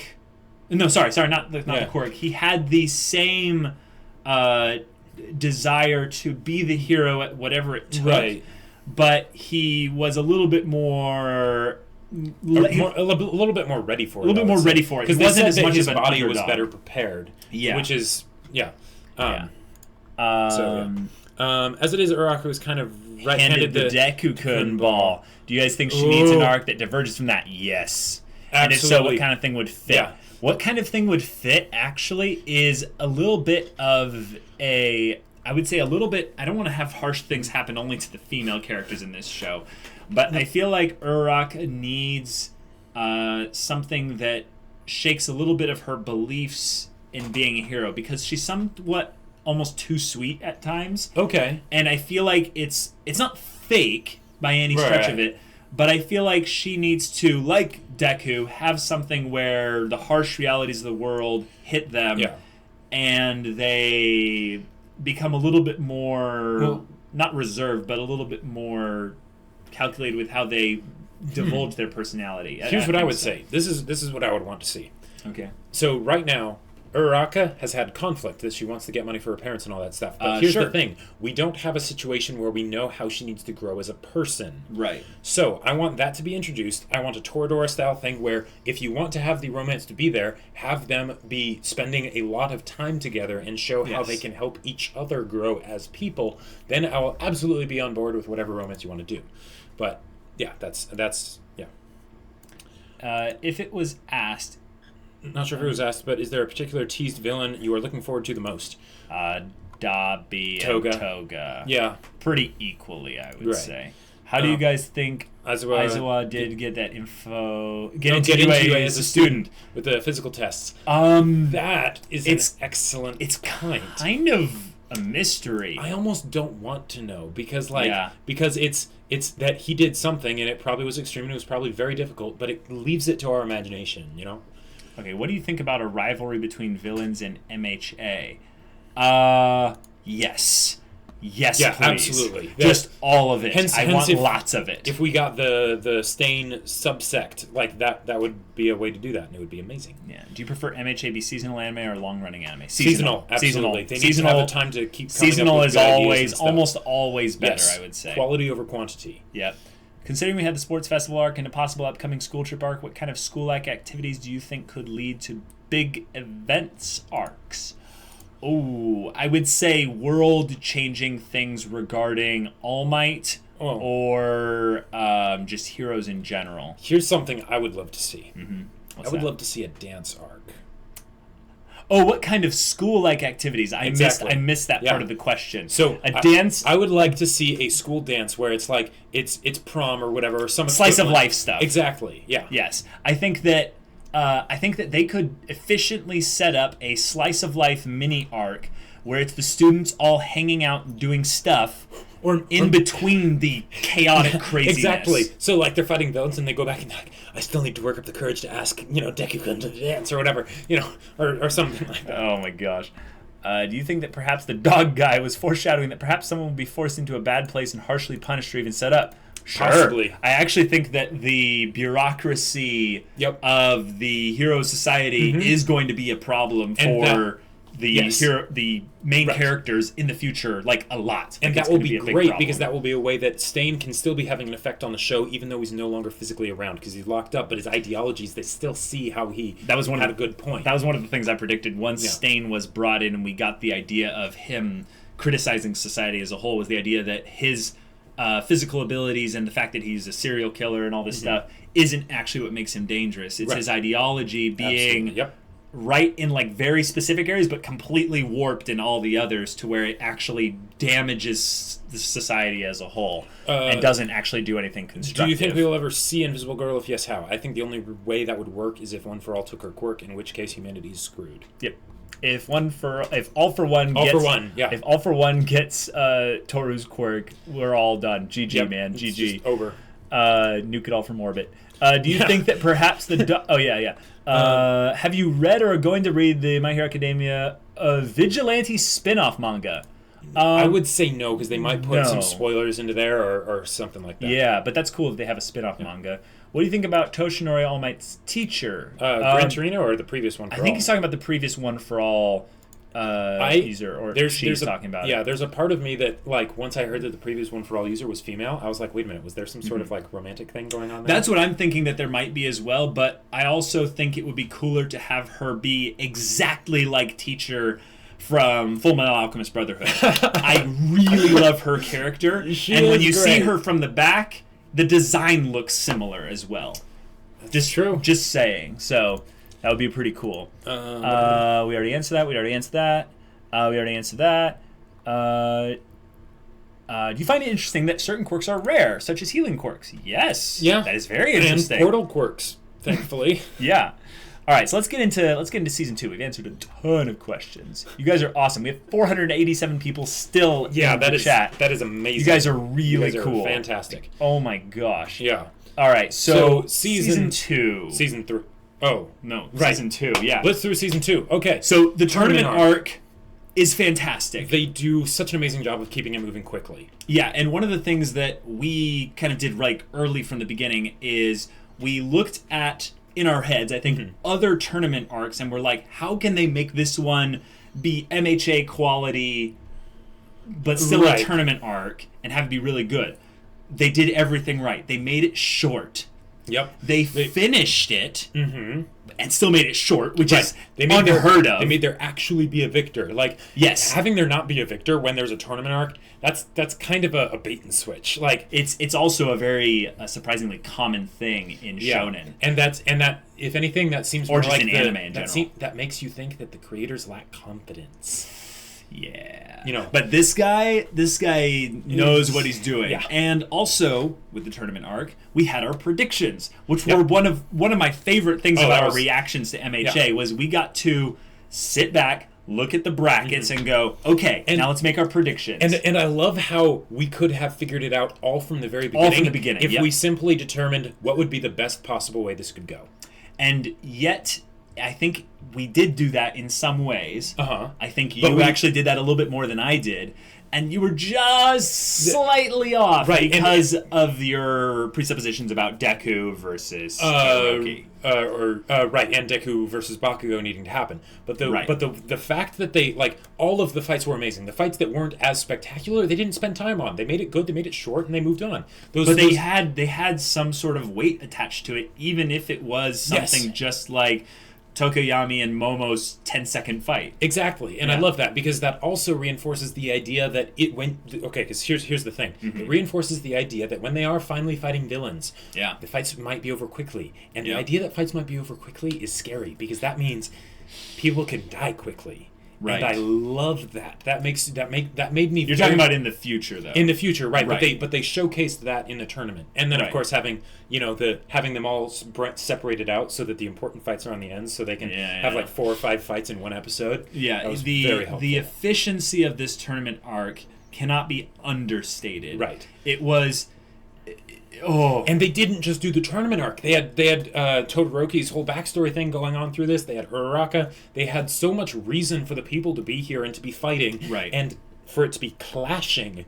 So that when it did, you were like, "Oh crap!" And they even took Shinso, and like, holy crap! That has got to be that about turn for making us care about a character and having it be at the very beginning of the tournament. It's quality. It's the kind of thing where us as writers, we got like jealous of the adept, just the deftness at which they made us care about Shinso there. Because it's not just like the Uraraka versus Bakugo fight, the Todoroki versus Deku fight. We know that those are going to be amazing, but the fact that they surprised us so much with a character that we thought was basically just a throwaway antagonist. Yeah, it was really good. Yeah. Also, they did a lot of little things in the beginning. I would say, actually, now that I think about it, I just figured out what the only weak part of Season 2 is. It's the fact that they spend a huge portion of the very, very, very first episode recapping Season 1. Right. And that was apparently because of a studio change and also a time slot change in the TV release schedule. Gotcha. So that is not actually the fault of the manga or the story itself. It's just the way it was released, and they wanted to get people who are just starting MHA a little bit up to speed. Right. But there were some specific moments in there where they kind of confirmed a lot of the theories that we had about Shigaraki, about All Might's power. And they kept it confined to that one episode. Yeah, exactly. So that way, once you got past that, it's all like just dense, awesome, high quality stuff. Right. And having that there doesn't make the season bad, but they had other things that needed to happen in before the tournament arc was through it, and they got those like in the there preliminaries. As well. But also like Uraraka's little story of telling why she wants to be a hero. And that's one of those things that we had been asking, like, why haven't they done that yet? Yes. And then immediately they do it. Because here's the thing. Doing stuff like that, even though it's a very small amount of time, putting it, that much ahead of time might seem kind of unnecessary. Right. That's actually really important because, one, it's saying that stuff is coming. Be patient. We know what we're doing. And this tournament arc is going to be good. They're setting the stakes beforehand. Yep. But it also means that you don't have to put it in the actual fight itself because that breaks down the action. That makes it feel slow. And it kind of destroys the whole, a lot of the point of having action in the first place. Yeah. So definitely. I'm so happy that they did that. And also, the stuff that they did leading up to the actual tournament was really good because when you have this, when you have, the 5 main characters of the students, and you have all these other people, how are you going to get us to care about their little moments? Right. Knowing that a lot of them aren't even going to make it to the tournament, Yeah. It was really smart of the writer to have the obstacle course race be handled the way it was, kind of to show that yes, we are going to focus on a specific 3 characters plus extras. But then when they did the cavalry battle, I think that was probably one of the most... That was really good. That was genius. And for those wondering, I had no idea what a cavalry battle was prior to this show. And apparently it's a much more common thing than we knew about. But having that little bit there would be where you spend a lot of time doing diplomacy, finding some other people that have quirks that can combine with you. It was like It was like a dream come true of like, oh, we're going to get unique character interactions we've never seen before. Yeah, and it makes the world feel way more real because the characters, they don't just stick to the 5 main characters, right? They do actually have to think about, all right, let's negotiate and figure out how to make a good team. Right. Not just my abilities, but what other people can do. Yep. That makes it feel so much more real, and hence you're way more invested in it. Or at least I know I was. So, yeah. Yeah, and then also bringing in other characters to be kind of upgraded to being, at the very least, a side character. Right. Like Tokoyami being brought in onto Deku's team. Or Hatsumeme. Yeah, those characters are fantastic. But also showing the usefulness of all these quirks and having, like, quirks that we would have originally deemed a little bit kind of weak and not really important story-wise, coming in really important in this bit. Yep. Also, it's kind of sad knowing that entire teams were just completely shunted out of the tournament at this point. Yep. Because, you know, unfortunately, they just weren't on the team that was going to win. And this was that was the whole tournament arc, and the stuff before the actual tournament started was such a great way to segue in and really prep the audience for Stain. Because you knew that Stain was coming. There was that little teaser at the end of season 1, and you're like, okay, where is this guy? Where's this Teenage Mutant Ninja Turtle Batman killer lizard guy? Yeah. And so you're waiting for it. They do all this stuff in the tournament, and they start making you ask those same questions that Stain is going to ask. Right. So that when he comes up, it felt very apropos, and also the whole Coliseum bit and putting the kids on display in this regard, you don't really think much of it. But then you're like, wait a minute. But there were some other parts where they were having like the President Mike kind of making the jokes about, hey, the mass media is here. You like all that spectacle stuff. And I'm like, oh, wait a minute. This is a story. Yep. This is an event. That's advertisements are being put in front of. This is the Olympics of, you know, this country, basically. Well, but also how they would show a fight happening, and it would like get pretty brutal and pretty intense, and they would keep cutting back to the crowd as they're cheering. They're just like, yeah. And it's like, you remember that these people are kids, right? And they're brutally beating each other up. Well, I mean, not all of them, but no, not necessarily brutally. But we had fights like the Uraraka Bakugo fight, which I think was the perfect example of that, where people called into question whether or not Bakugo should even be there. And Aizawa defended him like a champ, was basically like, hey, who out there yelled that? Yeah. You should consider turning in your badge, essentially, right now. Yeah. And that was so awesome. And that really like brought into question, wait a minute, does Bakugo really deserve some of the hate we've been giving him? Like, one of the things that I think maybe some of the viewers like didn't like about us is that we like to chide Bakugo a little bit. And I would say with good reason. Good reason a lot of times, Bakugo's an a-hole. But put into this specific situation, he is doing exactly what he is supposed to do. Yeah. So, you know, it's like, it's fine. You know, every time he says, die, you know, it's like, he's trying to win, which is what they're supposed to do. Right. But it was in the context of kind of, in a way, belittling Uraraka, thinking like, yes, absolutely. Oh, she's a poor, helpless little girl. Why are you hurting and beating on her so much? This is This is wrong. It's like, no, they're both they're battling as equals, like to win. Yeah. Are doing whatever it takes, and you're about to see a fight after this where they actually will pulverize each other. Exactly. And you're going to have no problems with that because they're equals, but in actuality, that's a little bit more damaging on that respect because they could be killing each other. They probably would have if Cementos hadn't stepped in. And that was one of the things where I realized, I think maybe then, it was after 210, which was just a fantastic episode. We could talk about Todoroki's development for eons and stuff, but I almost think there's nothing that needs to be said about 210. Like, Yusei Run, Sakuga, and all the development and all till that point. The Todoroki backstory and everything like that. It's just, it's your power, isn't it? So good. But having all that brought up, and then we start getting into this bit where Ida's older brother is going around catching, they just transfer right into Stain, and you're like, oh boy. And we actually thought for a little bit that Stain or the League of Villains was going to shut down The tournament at one point. But yeah, Because the fight of the tournament had already just happened. exactly. Basically. But then they knew that, and they're like, okay, we'll do like 5 fights in this next episode, and get all the way to the end fight Really quickly. and then do that. And they didn't have Todoroki have it be 180-degree turn simply because of inspiring words from the main character. No, he has stuff he has to deal with. Yeah, amazing. That trauma is 10 years long in the coming. And it made it so that Bakugo won, but didn't win, and basically got the thing that we were wanting him to get, just in a different way. And also, it was in another way that reinforced a little bit, or some people's perspective, a lot, what Stain is kind of upset about. Yep.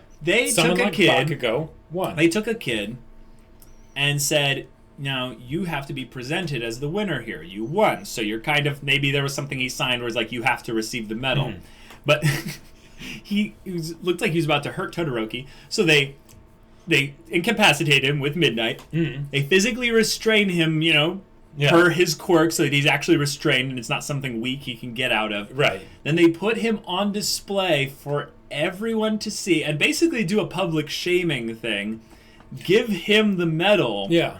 And I'm still not completely sure of whether or not that was a good idea. Right. Well, and I think what people were saying is that the inferred sort of thing is that Bakugo would not have actually gotten on the podium. No, of course not. That, right? Right. And it's like, yeah, sure. And it was done for comedic effect, but and we laughed. And it was funny. Good comedic moment, but it still ties into Stain's whole thing, and it's like, yeah, like not just the fact that they did this, but the fact that they're saying this person is the best, they won. Yeah. Yeah. This person is the greatest example of what it means to be a hero. Yeah, they did this kind of in Ruby as well. Except the villains brought it up within the tournament, and it was handled very well. But that's a lot. There's a lot. That's a totally different story. Yeah. But with transitioning into Stain's stuff, I love the what they did show with Ida. took a huge maturity jump. Oh yeah. Yes, and it really felt like they were bringing up some of the things that other villains or antagonists in stories try to get across their message across. Yeah. But he did it in such a short time frame that I'm almost scared to think how much more damage he would have done if he was around in the story for another 3 or 5 episodes. Well, actually, that might have actually helped things a lot, because then people would have seen what Stain was really like, and he wouldn't have had as many copycats probably. But, I mean, maybe. Who knows? But yeah, I doubt that. I think, if anything, it just would have ended with a fight between him and All Might. Possibly. And, then maybe that would have ended the whole thing, but I think that could have inflamed it a little bit more. Now, okay, Ida's conflict. Yes. I want to talk about this because I thought it was very well handled. I was absolutely on board with it. I was very worried because it was so contrary to what Ida's like. Yeah. But there was something suitably horrible that happened. Yes. And that warranted it. That warranted it. And there was enough sprinkling of developments leading up to Stain and his ideology. And then this is basically to hit the hammer home of how his ideology is kind of right. But extremely warped in other areas. Warped. And even though they had Ida basically come to his senses and realize, like, oh, what am I doing? I know some people give that part of the show flack for it, and they say, like, oh, it's melodrama or whatever. But no, I completely disagree. They handled it so well, and the kind of person like Ida, I would have been very shocked if he had actually become, gone and become a villain or something like that, actually gone to the dark side or whatever.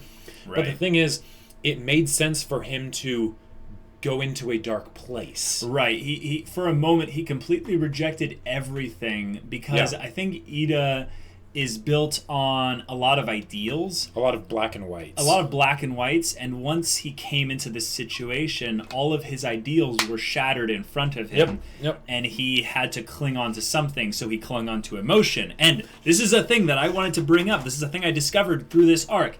Ida is not a logical person. No. This is something that made me really identify with him a little bit more. He is externally logical, but he is internally solely run on emotion. Yeah. Like almost so emotional that completely like explains why he's so over the top and Ida, hand motions, and you, and why are you here, and all this stuff. That is his emotion. That is his center. The logic is him putting on his older brother, I think. It's him trying to become the perfect hero. It's him trying to be the model hero. Sure. But when he is at his best, he is an emotionally powered character, which means that when he's at his worst, he is also an emotionally powered character. Yep. So when he is brought into this instance where he's not acting logically, and he's not really acting in a healthy way at all. He's winding down the dark path really quickly. Downward spiral. He's not going to listen to logic. He's not going to listen to reason. He's not going to listen to his friends. He's consumed by this emotion. And I completely understand where that type of character growth then comes from having what I would call the rude awakening. Where Stain basically like pinned him to the ground with a blade, and shoved the logic like down his throat. Yep, and he still wasn't going to accept it. Well, no, he wasn't. And the thing was about to kill him for it. I know, but it did enter the head and go down into the heart. Because after the Stain arc, he still was questioning. Like, I think Stain was right. Like, maybe I don't deserve to be a hero. Yeah, maybe I'm not supposed to be a hero. Right. And then that was where the friends came in and resolved the whole thing, and it was fantastic. It was awesome. But Stain as a character, dramatic character introductions, 10 out of 10. 11 out of 10. Just plus ultra, so good. And the only sad thing about Stain's character was that he got so little time in the story. Right, but maybe they're doing it for quality over quantity thing, so that he can have a dramatic return later. I agree. He is in prison. He is not dead. That is a very big distinction. Yep. But the presence he had when he was speaking on screen was so good. Especially that part where like the red everywhere. Where he basically his aura of his killing intent, or just the commenters put it. Yeah, like I see him as like the in D&D, there's the paladins, and they get a lot of flack, and then there's the anti-paladins. For some reason, they're better received. But I think of him being as like the true anti-paladin, where he has the ideals, and there's something wrong with them, but they are so strong, and he holds them with such conviction that people can feel it as if it's a force, a true force in the air.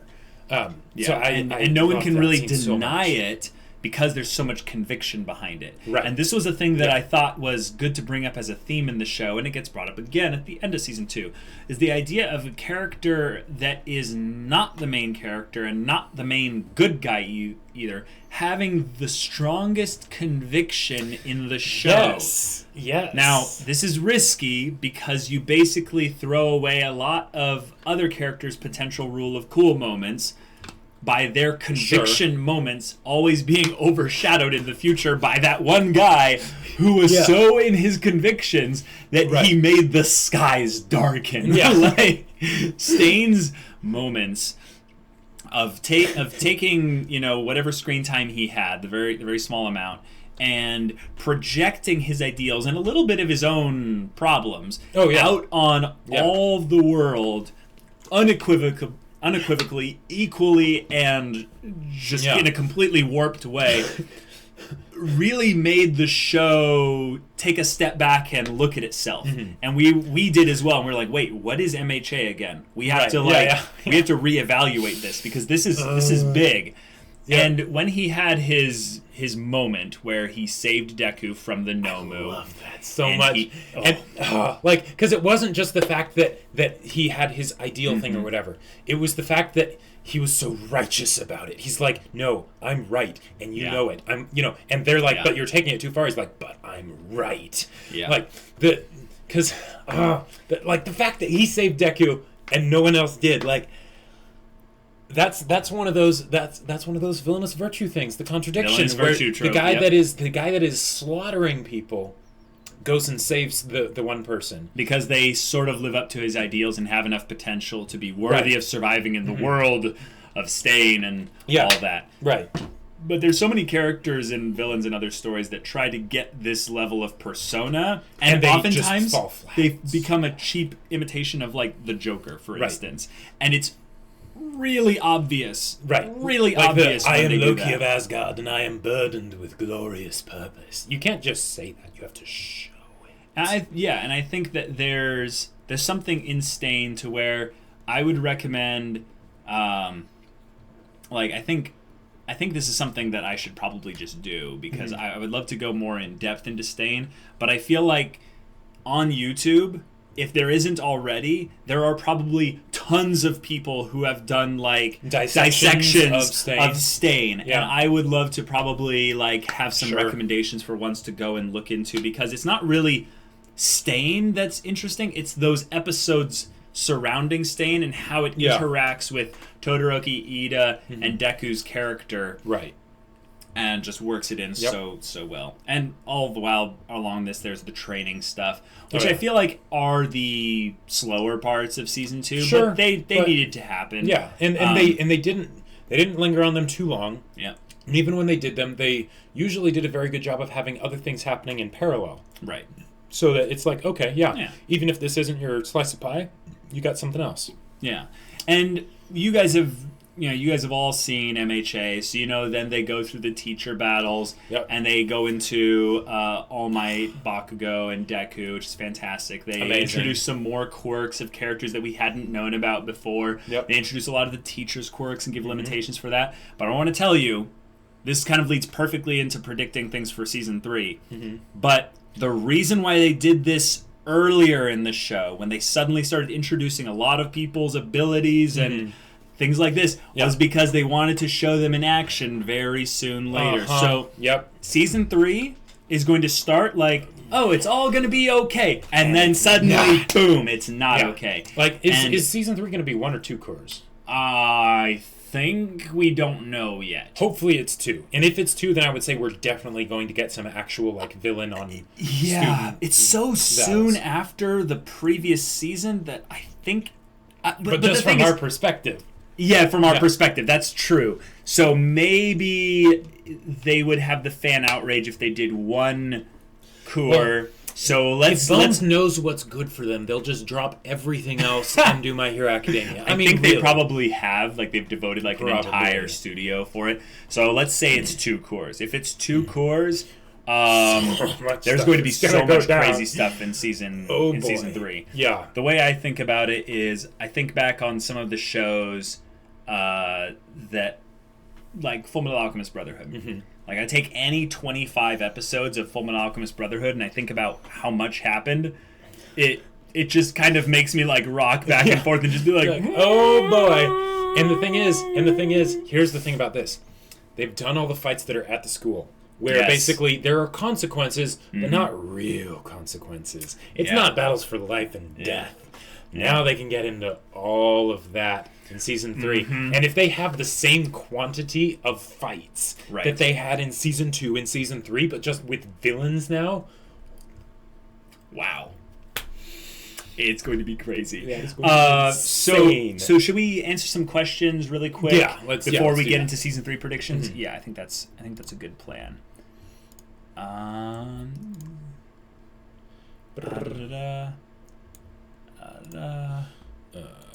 Thoughts on different types of heroes. Rescue battle, like All Might. Rescue support, like 13. Support tech type, like Hatsume Mei. I think that's good, because then you could have hero squads, and also since they treat this all like a business and stuff, you wouldn't want to just be known for being a support type business. You would want different arms of it. So like Endeavor's hero organization probably has every single type and has like different departments of different types and all that. So especially since 80% of the world has quirks, it's probably pretty easy to fill those out. Damn, Caleb was hunky as hell today. Oh my gosh. Okay. Do you think that MHA will dwell deeper into Deku Sasho Chako in season 3? Yes, I definitely think so because they began it so late in season 3. Right. The things that they began, season 2 or season 2. The things that they began late in season 3, you can count on them basically Season 2 being a focus. In season 2, you can count on being a focus in season 3. Right. So Shigaraki, Dabi and Toga. Right. Dabi and Toga. The whole like summer camp thing that they're going for. The summer camp thing. The training of their quirks. Yeah. Just the rise of basically the League of Villains and All for One. Yeah, that kind of stuff. That's very much going to be a focus in season 3, I think. Yeah. Do you think Deku will ever adopt a version of Stain's belief that heroes should be for others and not for themselves? Well, no, he doesn't need to. He already has a better version of that belief. Exactly. The problem with Stain is that he was taking it to such an extreme. It's not necessarily what he originally had in the first place. A lot of people had that. Mayu asks, what do you think about the decision to develop Momo instead of other characters in season 2? Well earned. I was very, very glad that they did that. I think that they have time to introduce other characters, but they don't need to do them all at once. John Smith, great reference, by the way. Bakugo hero name idea. The explosive hero, Napalm. Not bad. Not bad. Phoenix plays, do you think there should be an underground villain school? Oh, that'd be kind of cheesy. That seems like it would be like a crazy like offshoot show. Yeah, like maybe they did a chibi villain school thing with like Kurogiri being one of the teachers trying to keep all the villains from killing each other as little kids, little chibi kids. That'd be kind of fun. Danger G, I don't know if this has been asked, but do you think that My Hero Academia will continue to... After Midori and his friends graduate. Oh. MHA after story. That would be amazing if they did that, but I don't think so. If this is getting to be that popular, then something like that might happen. It's just a matter of how long from now. Right. What do you think about the impact that quirks had on society and how the show portrays it? I think they've done a pretty good job. The quirks tend to be very random, so it's not like there's like a whole lot that's changed to society because it's not something that is consistent. Yeah. You know? Yeah, exactly. And I think they try to keep things at the school to go away from how complicated things could be if they started doing that kind of world building. Air Sands, don't you think that Toga being a vampire is a tad too obvious? If it wasn't vampirism, what do you think it could be? Now, are you trying to hint at us that our theories are wrong? Well, no, I don't think that's what it is. But that is a great point. That is a great point. That it's not the obvious things. Todoroki didn't win the tournament. Deku didn't win the tournament. You know, so in the case with Toga, I think the vampire thing would be really like I think we didn't see that coming. I think the main thing that needs to be brought up is that the designs for My Hero Academia, the character visual designs. Tell you something about the quirk before you know what the quirk is. But they don't usually tell you everything. No. The whole idea with Stain, it told us, like, if we knew about his quirk. The blood. Yeah, the blood, right? But see, the thing is that she, like, I feel like I already get her character because the simple aspects, they wanted us to get those immediately. Sure. When we see her immediately, like with the things, she had just, like, done a very bloody death or killed someone. Yeah. And then when they show her in the bar, she's like, I want to kill Stainy. I want to be Stainy. I'm like... Now, here's something to point out. They might just be doing the pointy teeth as a way to, like make the person seem creepy. But because the person that she killed with a knife. But she could have, like, taken the knife and, like, you know... Sure, but if it's like going... If those are for blood sucking... Why wouldn't she have just killed the Okay, person so you guys are taking me a bit too literally here. When I say vampirism, I mean that she drinks blood.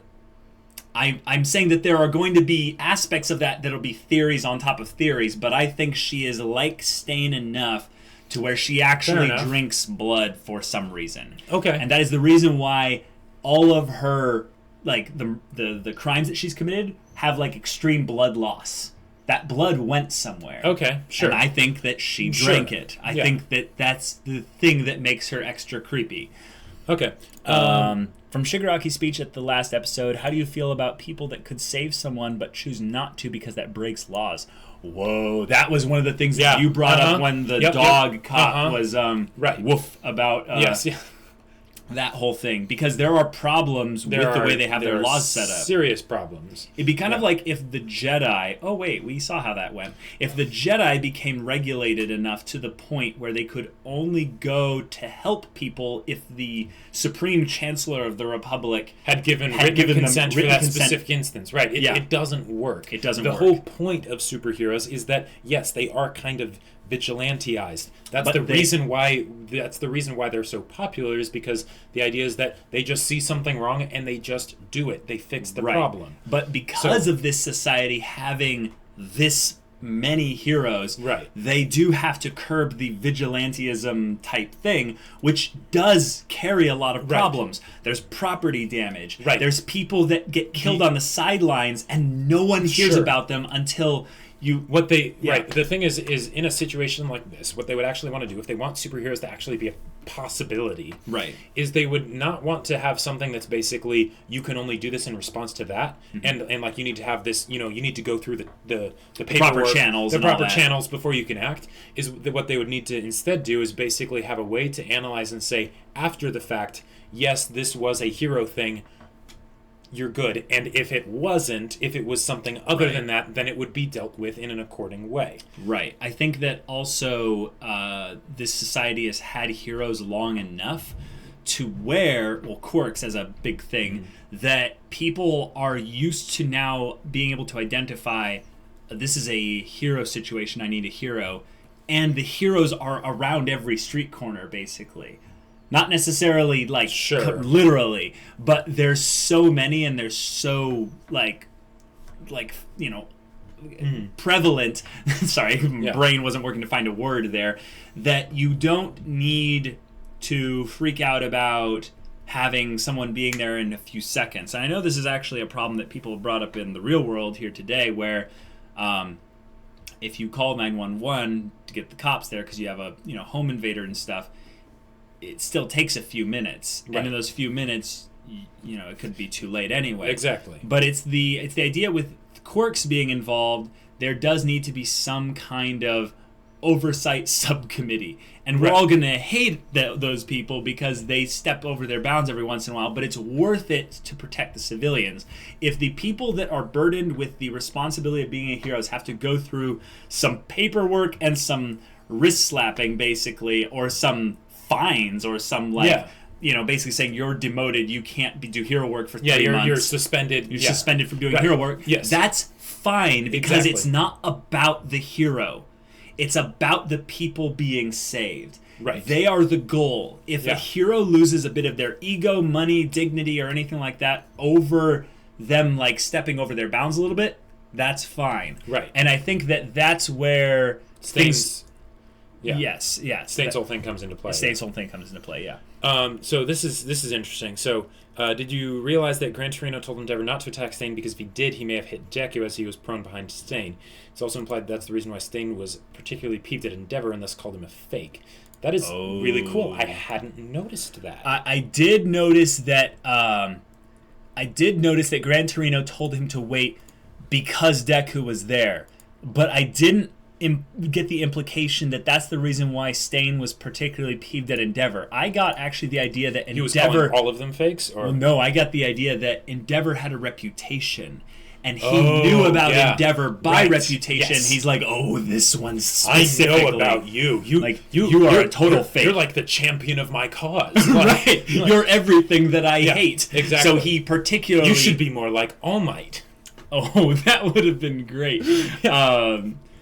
Yeah. Bones does have a dedicated studio MHA. Season 3 is also likely to have 25 episodes again as the time slot used for Season 2, and now Season 3 has only ever aired 2 core seasons.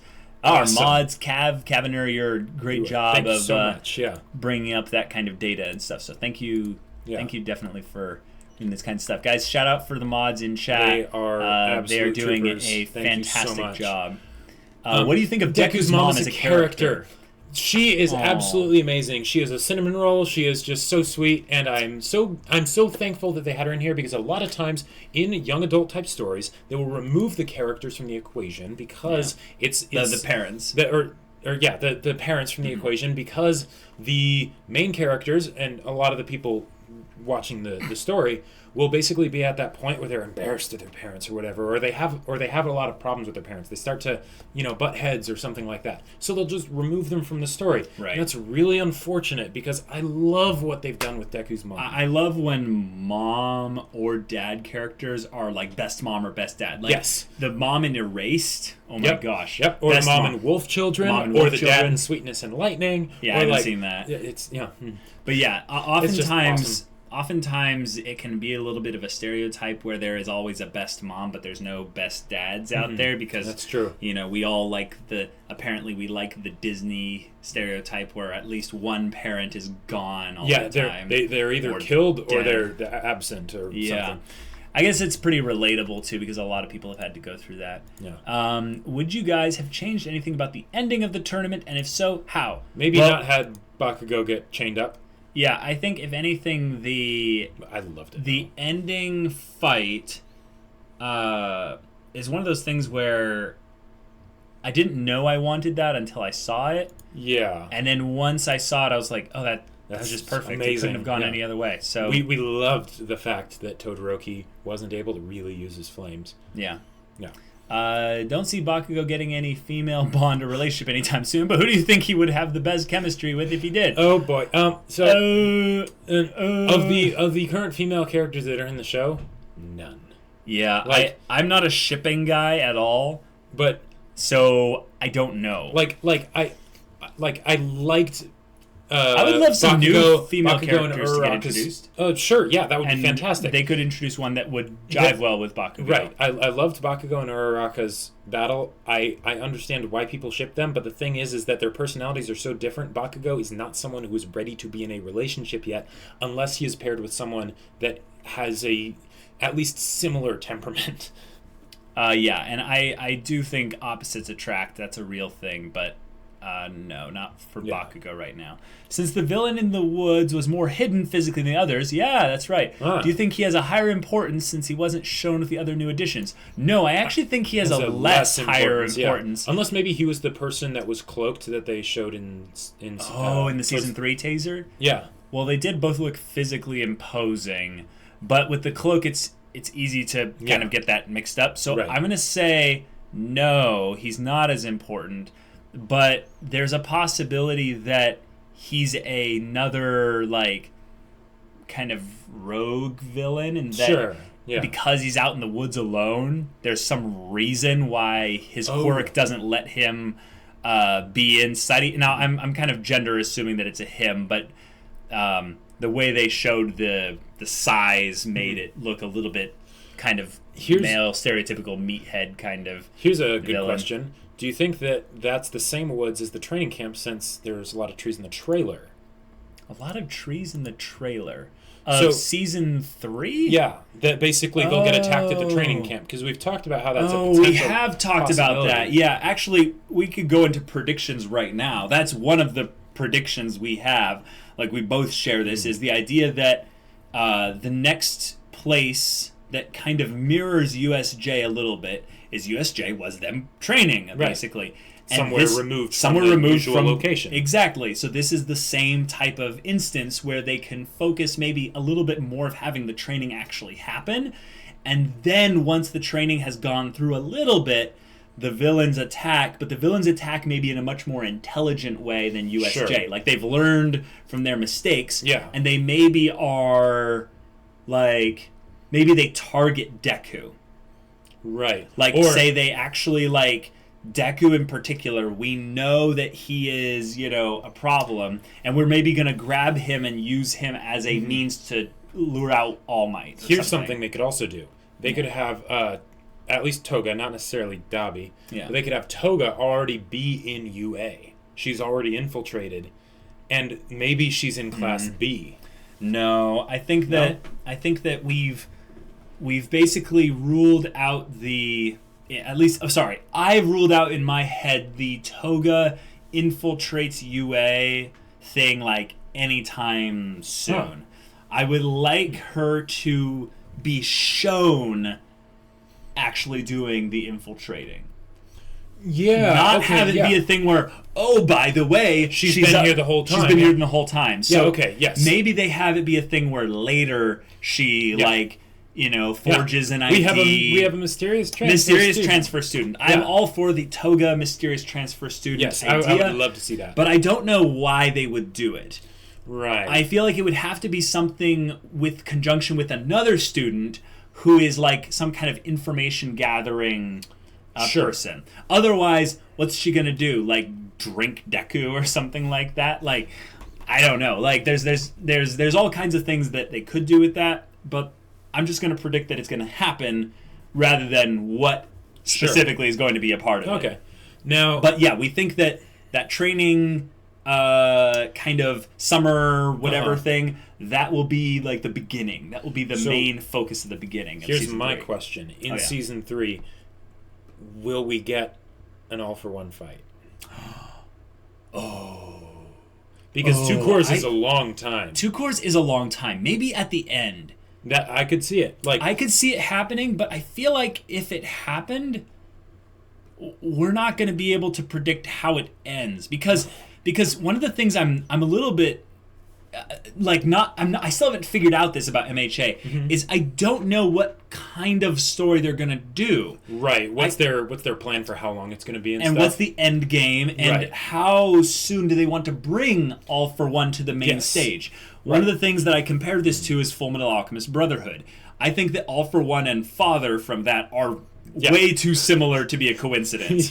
Way too similar. Absolutely. They both create kind of dummy human type monstrosities that are extremely overpowered for their purposes, and they want to they have a whole bunch of powers inside them and things like that. So but they didn't bring Father to the main stage except for when people went to him. So what I could see happening is a confrontation at like a villain, like at a villain place. All right. And then chaos, and then some people leave and some people don't leave unscathed. Yeah. Because here's the thing. They addressed All Might getting weaker in season 1. Yeah. They didn't really do anything with it in season 2. They reminded us that was a thing. No, they reminded us that his time limit was lower. They reminded us that his time limit was lower, but they didn't actually progress that plot line, right? So I think season 3 is probably where it's going to happen, and it's going to be quite a bit. Yes. Because otherwise I feel like that would be too much time to leave it out of the story if they went the whole 3rd season without doing anything with it. Sure. You know? That's a good point. That's a very good point. Which makes me wonder what would be the reasons that All Might would actually get weakened further. And an all for one fight would do it. I would say that the only thing left that All Might would really step in that much is All for One now. Yeah. I think that Shigaraki has basically been turned over as like, hey, he's not a huge problem. We're going to basically relegate him to the General Hero Society, and All Might will only call you in if another one of those Nomus show up. Sure. Something that is on that level. But even then, the other Nomus that showed up... Yeah, they were weaker. And also, they didn't need All Might. Nope. Okay, so